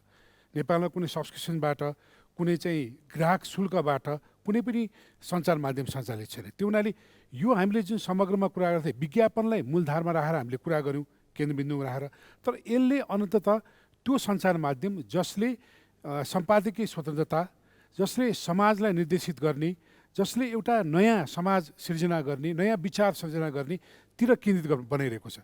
त्यो अर्थमा हामीले यो सबै चाहिँ सरोकारवाला पक्ष भएको हुन हामीले सबभन्दा ठुलो विषय भनेको के भने हाम्रो बजारको विस्तार नै एउटा मूल मन्त्र हो। बजारको विस्तार आज 12-14 अरबको जुन विज्ञापन बजार छ, यो तत्कालै 25 अर्ब बन्न सक्छ भन्ने आकलन हामीले निकालिसकेका छौँ। त्यसका लागि निजी क्षेत्रका तर्फबाट उद्योग वाणिज्य महासङ्घले, विज्ञापनदाताले र सञ्चार माध्यमहरूले आफूले लगानी गरेर र सरकारी निकायले त्यसलाई राम्रो सुनियम गरेर अगाडि बढ्नुपर्ने आवश्यकता हो। जस्तो क्लिन फिडको इस्यु आयो, क्लिन फिडले के प्रभावित बनाउँछ त, क्लिन फिड हामीले के गर्नुपर्छ त भन्ने विषय पक्कै पनि यदि हाम्रो नेपाली बजार विदेशी उत्पादनहरूको पनि बजार छ भने हामीले विज्ञापनको लागि विदेशी बजारमा गएर पनि प्रवर्धन गर्नु पर्यो नि त भन्ने विषयहरू छ। त्यो हुनाले समग्रमा एक हरफमा मैले भन्नुपर्दाखेरि मलाई के लाग्छ भने सबैभन्दा पहिला विज्ञापन बजारको विकास र विस्तार, यसको चाहिँ सङ्ख्यात्मक वृद्धि पहिलो शर्त हो। त्यसपछि यसलाई उपभोक्ताको चाहिँ दृष्टिकोणबाट यसलाई चाहिँ सही सत्य तथ्यमा आधारित विज्ञापनको प्रभाव अर्को पक्ष हो र त्यसले सबै सञ्चार माध्यमलाई आर्थिक रूपमा आत्मनिर्भर बनाउने। परनिर्भर सञ्चार माध्यमले सधैँ अघि ब्ल्याकमेलिङको कुरा आयो, अन्य खालको अनियमितताको विषयहरू त्यो सञ्चार माध्यममा प्रशय हुन्छ, त्यो स्वतः त्यहाँ जन्मिन्छ। त्यो हुनाले स्वतन्त्र र आर्थिक रूपमा परनिर्भर हुन नपर्ने खालको सञ्चार माध्यमको विकास, जसका लागि अध्यक्षजीले भन्नुभएको जस्तो यो सङ्ख्यात्मक रूपमा मात्र सञ्चार माध्यम बढाएर केही फाइदा छैन। सम्पादकीय स्वतन्त्रताका लागि, प्रेस फ्रिडमको लागि सञ्चार माध्यमलाई रोक्न मिल्दैन, त्यसलाई सुनियम गर्न मिल्छ। बबिताजीले पनि भन्नुभयो। त्यो हुनाले समग्र रूपमा यसलाई विचलन गर्ने आर्थिक पाटोलाई हेर्दै, यसको स्वयं आचार संहितालाई अभिवृद्धि गर्दै हामीले यसको व्यावसायिकतालाई बढाउँदै जानुपर्छ भन्ने अबको बाटो हो जस्तो लाग्छ। धन्यवाद भास्करजी।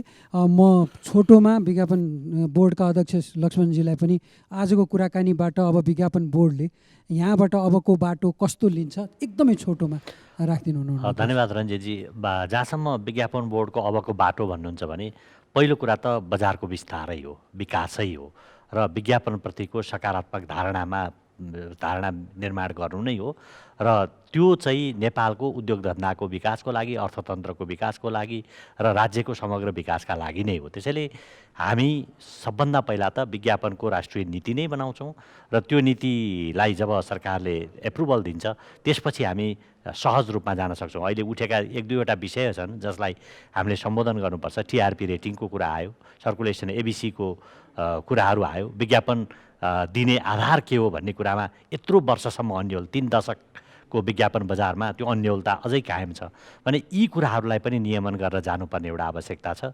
र अर्को चाहिँ सञ्चार माध्यमहरू बाँच्ने भनेको तिनको लोकप्रियतामा हो, तिनको विश्वसनीयतामा हो र तिनको चाहिँ प्रमिनेन्सीमै हो र त्यसको अन्तिम निर्णयकर्ता त उपभोक्ता हुन्, जनता हुन् र त्यो आधारमा सञ्चार माध्यमहरूले आफूलाई ग्रो गरे भने मलाई लाग्छ यो विज्ञापन बजार मात्र होइन, सो नियम मात्र होइन, समग्र मुलुकको एउटा पोजिटिभ सङ्केतहरू देखिन सक्छन्।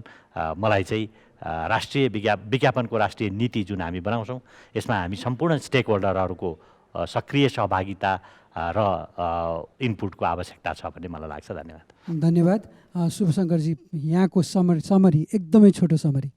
अबको बाटो भनेको विज्ञापन विज्ञापन विज्ञापन र सम्पूर्ण चिजको आम मानिससँग सरोकार राख्ने, सामान्यदेखि राजादेखि रङ्कसम्म भने जस्तै सामान्यदेखि अति इलाइटसम्मले प्रयोग गर्ने, उपभोग गर्ने सबै प्रकारका निर्माण, कन्स्ट्रक्सन, खाने पिउने सबै चिजको जब यो ओपन डेमोक्रेटिक लिबरल डेमोक्रेटिक सोसाइटीमा नागरिकलाई रोज्ने अधिकार, उसलाई छान्ने अधिकार दिने हो भने फेरि पनि मर्यादित, सभ्य र त्यो समाज अनुसारको सभ्य, त्यो समाज अनुसारको सुसंस्कृत र सकेसम्म इन्क्लुसिभ जुन आज इन्टरनेसनली एजेन्डा छ र हाम्रो संविधानले सबभन्दा ठुलो त्यसलाई मर्मको रूपमा मानेको छ, त्यसलाई समेत पनि एड्रेस गर्दै फेरि पनि विज्ञापन र राज्य नियन्त्रित विज्ञापनलाई स्वतन्त्र बजारको बिचमा ल्याउने विज्ञापन बनाउने नै अबको बाटो। धन्यवाद।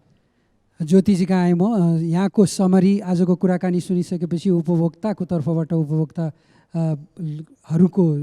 संरक्षकको रूपमा यहाँले बोल्नुपर्दा अबको बाटो कस्तो हुनुपर्ला? होइन, हामीले त पहिल्यैदेखि अहिलेसम्म के लागिरहेछ भने नेपालमा जति वस्तु र सेवाको भाउ वृद्धि भएको छ त्यसमा चाहिँ विज्ञापनको नि हिस्सा छ भन्ने छ क्या। भित्रैदेखि गएर जुन कुरा अहिले धेरै कुरा आयो, वास्तवमा विज्ञापनको नि हिस्सा छ। जुन हामी बजारको अध्यक्षताको हिसाबमा गर्दाखेरि के छ भने विज्ञापनमा बढी नचाहिदो धेरै विज्ञापन के छ भने एजेन्सी भए, प्रतिस्पर्धा त्यहाँ भयो, हुकिङ गरेर ल्याउने धेरै मिडियाहरू भए, त्यसले गर्दाखेरि एकअर्कासँग प्रतिस्पर्धा भयो, जसले गर्दाखेरि चाहिँ अब वास्तवमा धेरै कृत्रिम मूल्य वृद्धिलाई सहयोग गरिरहेको अवस्था छ। यो नेपालको लागि समस्या हो। यो समस्या हो। तपाईँले बढी किन पैसा लिनुभयो, 14 करोड 15 करोड एउटा युनिभर्सिटीसँग किन लिनुभयो? आखिर त्यो त जे शेखरजीले जे भन्यो नि मैले तिर्ने हो कि उपभोक्तालाई तिर्ने हो। त्यस हुनाले यो इस्युलाई चाहिँ कुनै न कुनै रूपले चाहिँ अन्डर द कार्पेटबाट अपर द कार्पेट ल्याउनै पर्छ। कसरी हुन्छ ल्याउनै पर्छ। वास्तवमा उहाँहरू बोल्न सक्नुहुन्न, फेरि अनौपचारिक रूपले त बोल्नुहुन्छ एउटा पार्ट। अब चाहिँ जाने भनेको 3टा बाटो हो क्या। 3टो बाटो हामी जान सकेनौँ भने अहिले पनि के छ भने जहिले पनि कुन ठाउँमा बुमराङ खाइन्छ थाहा छैन। एउटा बाटो के हो भने आखिर विधायकले एउटा भेन्टिलेट गरिदियो, विज्ञापन बोर्ड ऐन बन्यो। पहिलो चाहिँ के हो भने अध्यक्ष यही हुनुहुन्छ, आचार संहिता चाहिँ बनाइदिनु पऱ्यो कम्तीमा। ठिक्क अब आचार संहिता बनाउने बेला भयो। म कमिटमेन्ट म अहिले अलिकति पहिला कमिटमेन्ट गराउन खोजिरहेको थिएँ, बोल्नु पऱ्यो। अब आचार संहिता बनाएर देखाउँछु यति समयभित्र, 3 महिना 4 महिना। स्टेटहरू त यही त हो नि। हामी भने त सडकको मान्छे हौँ, बोलाए पनि हुन्छ नबोलाए हुन्छ। उहाँहरूलाई समावेश गरेर एउटा आचार संहिता यो हो है। अब हाम्रो एउटा चार्टर त तयार गर्नु पऱ्यो, जसले त्यसले यो किन चार्टर फलोस गरिनुहोस् भन्न पाइयोस्। एउटा पार्ट चाहिँ विज्ञापनबाट सक्रियता र यसको पहिलो पार्ट चार्टर। अर्को चाहिँ मैले विज्ञापन भनेको त कन्ज्युमरलाई हो है, उसको ऊप्रति उत्तरदायी हुनु पऱ्यो क्या। आफ्नो कति पैसा दियो, कतिबाट मैले लिएर आएर के गर्ने भन्दा पनि ऊप्रति उत्तरदायी हुनु पऱ्यो भनेर मिडिया सोसाइटीहरू ऊप्रति कन्ज्युमरप्रति उत्तरदायी हुनु पऱ्यो। मैले दिइरहेको छु, फ्याँकिरहेको छु भने उसले कस्तो दियो त त्यो ऊप्रति उत्तरदायी हुनु पऱ्यो। विशेष गरी मेरो अर्को कुरा छ, त्योभन्दा पनि चाँडो पक्षलाई चाहिँ छिटोभन्दा छिटो चाहिँ सबैले वास्तवमा अहिले निजी विद्यालयमा भर्न पाइन्न, तर उताबाट के छ भने उसले बेजोडसँग के छ भने विज्ञापन गरिरहेको छ। त्यहाँ जाने हो भने भर्न पाइन्न। किन त्यो देखाइरहने हो त्यो हामीलाई चाहिँ के छ त्यहाँभित्र चाहिँ। अब अर्को ब्याङ्क, यी लगायत केही जस्ता चाहिँ 5वटा कमिटी छन् जुन हामीले अध्यक्षलाई हामी लेखेरै दिन्छौँ, किनभने भर्खरै हुनुहुन्छ भनेर। त्यसमा त्यहाँभित्र भएका नचाहिदो विज्ञापनमा जुन खेलो फड्को छ त्यो बन्द गर्नु पऱ्यो। आखिर त्यो त के छ भने त्यहाँभित्रको जो मान्छे स्कुलको मान्छेले तिर्ने हो नि, आखिर त्यो त कसैले तिर्नेवाला छैन। त्यो जेसुकैको अब होइन, यो त मेरो लगानी हो भने पनि लगानी खर्चमा लगाएपछि त्यो खर्च भनेको त ऊ आइहाल्यो नि, उसमा भ्यालुमा आउन्न। अब वास्तवमा लगानी भने पनि खर्च कटाउने बित्तिकै भ्यालुमा आउँछ। त्यस हुनाले अब चाहिँ के छ भने जसरी चल्यो त्यसरी चल्न भएन। त्यस हुनाले एउटा आशा केन्द्र भनेको विज्ञापन बोर्ड छ। विशेष गरी तपाईँहरू अगुवाहरूलाई पनि मेरो निवेदन के छ भने अब जति गरियो क्या। अब तपाईँहरू यही कारणले त हो नि, तपाईँहरू चिनिनु भएको के कारणले, यही कारणले हो। अब आफू पनि उत्तरदायी हुनु पऱ्यो नि कम्ती। अब त देशलाई गर्ने बेला आफ्नोलाई गर्नु हो, अब देशलाई गर्नु पर्ला होइन त बबिताजी? त्यही होइन त हाम्रो कुरा।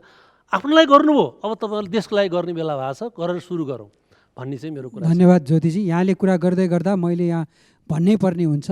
एकातिर उपभोक्तालाई सुसूचित गराउनुपर्छ, अन्यथा उपभोक्ताले गुणस्तरहीन वस्तुहरूको उपभोग गर्नुपर्ने, त्यसले स्वास्थ्यमा हानि पुर्याउने जस्ता कुराहरू हुन्छन्। त्यसैले गुणस्तरीय सामग्रीहरूको विज्ञापन हुनुपर्छ। विज्ञापन हुँदा उपभोक्ता सुसूचित हुन्छन्, त्यसपछि मात्र उपभोक्ताले राम्रा गुणस्तरीय उत्पादनहरूको उपभोग गर्न पाउँछन्। गुणस्तरीय उत्पादनहरूले विज्ञापन गरेको खण्डमा नै रोजगारी सिर्जना हुन्छ र विदेशी उत्पादनहरूसँग प्रतिस्पर्धा गर्न सक्छन् र सँगसँगै विदेशी उत्पादनसँग प्रतिस्पर्धा गर्दै गर्दा देशले बेहोरिरहेको यत्रो ठुलो व्यापार घाटालाई त्यसलाई घटाउनको लागि सहयोग पुर्याउँछ भन्ने पनि हामी भनिरहेकै छौँ र यहाँको मन्तव्यको लागि पनि धन्यवाद। आजको यस कार्यक्रममा हामीले विज्ञापन अबको बाटो छलफल गऱ्यौँ र विभिन्न स्टेक होल्डर्सहरू जो इम्पोर्टेन्ट स्टेक होल्डर्सहरू हुनुहुन्छ विज्ञापन क्षेत्रका या विज्ञापनसँग सम्बन्धित, उहाँहरू सबैलाई एकै ठाउँमा एकै थलोमा राखेर केही हामीहरूले उहाँहरूसँग अन्तर्क्रिया गर्ने कार्य गऱ्यौँ। र आज मैले बुझेको कुरा, आजभन्दा 3 दशक अगाडि विज्ञापनलाई चन्दाको रूपमा दिइन्थ्यो। आज विज्ञापनलाई आफ्नो ब्रान्डलाई स्थापित गराउन या बजारमा आफ्नो ब्रान्डलाई पुर्याउनको लागि प्रयोग भइरहेको छ। त्यो एउटा ठुलो फड्को विज्ञापन क्षेत्रले मारेको फड्को हो। त्यसलाई हामीले गर्वका साथ भन्न सक्नुपर्छ र सँगसँगै आउँदा दिनहरूमा जसरी सूचना प्रविधिले गर्दा सम्पूर्ण सञ्चार जगत नै परिवर्तनशील भइरहेको छ, त्यो परिवर्तनशील सञ्चार जगतमा विज्ञापनले आफूलाई स्थापित गर्दै गर्दा सञ्चार माध्यमहरूले आफ्ना सञ्चार माध्यममा आउने कन्टेन्टहरूलाई अझ गुणस्तरीय बनाएर आफ्ना दर्शकहरूलाई लोभ्याउँदै गर्दा, विज्ञापन बोर्डले नियम नीति बनाउँदै गर्दा, उपभोक्ता मञ्चले जति पनि भ्रमात्मक विज्ञापनहरू आउँछन् या भ्रम सिर्जना हुने खालका क्रियाकलाप हुन्छन् त्यसलाई सचेत गराउँदै गर्दा महिलाहरूलाई हामीले एउटा वस्तुको रूपमा नभइकन महिलाहरू पनि उपभोक्ता हुन् र उहाँहरूको सम्मान गरेर उहाँहरूलाई हामीले प्रयोग गर्दै गर्दा या उहाँहरूलाई हामीले देखाउँदै गर्दा विज्ञापनमा उहाँहरूलाई सम्मानजनक स्थितिमा प्रयोग गर्दै गर्दा विभिन्न जस्ता पुराना भएका जति पनि विकृतिहरू छन् त्यसलाई सच्याउँदै अगाडि बढ्नुपर्छ र विज्ञापनको बजारलाई विस्तार गर्न सम्पूर्ण स्टेक होल्डर एकै ठाउँमा भएर एकैसाथ काम गर्नुपर्छ भन्ने नै आजको निर्क्योल निक्लेको छ। यो शुभारम्भ हो, यो सुरुवात हो, यहीँ अन्त्य भएको छैन। यस्ता अन्तर्क्रियात्मक कार्यक्रमहरू थप गर्दै जानुपर्नेछ र नेपाल विज्ञापन सङ्घ यस्ता कार्यहरू, यस्ता अन्तर्क्रियात्मक कार्यक्रमहरू गर्न तत्पर रहनेछ। म एभिन्यूज टेलिभिजनलाई धन्यवाद दिन चाहन्छु आजको यस अन्तर्क्रियालाई लाइभ प्रत्यक्ष यहाँहरू समक्ष प्रस्तुत गरिदिएकोमा र यहाँ आउनुभएका सम्पूर्ण पाहुनाहरूलाई सबैलाई म हार्दिक अभिवादन गर्छु र धन्यवाद दिन चाहन्छु कि यहाँहरूले आएर आफ्नो अमूल्य समय दिनुभयो र आफ्नो अमूल्य विचारहरू पोखिदिनु भयो। यसलाई हामी निरन्तर राख्नेछौँ। यहाँहरू सबैलाई धन्यवाद छ र नमस्कार, शुभरात्रि।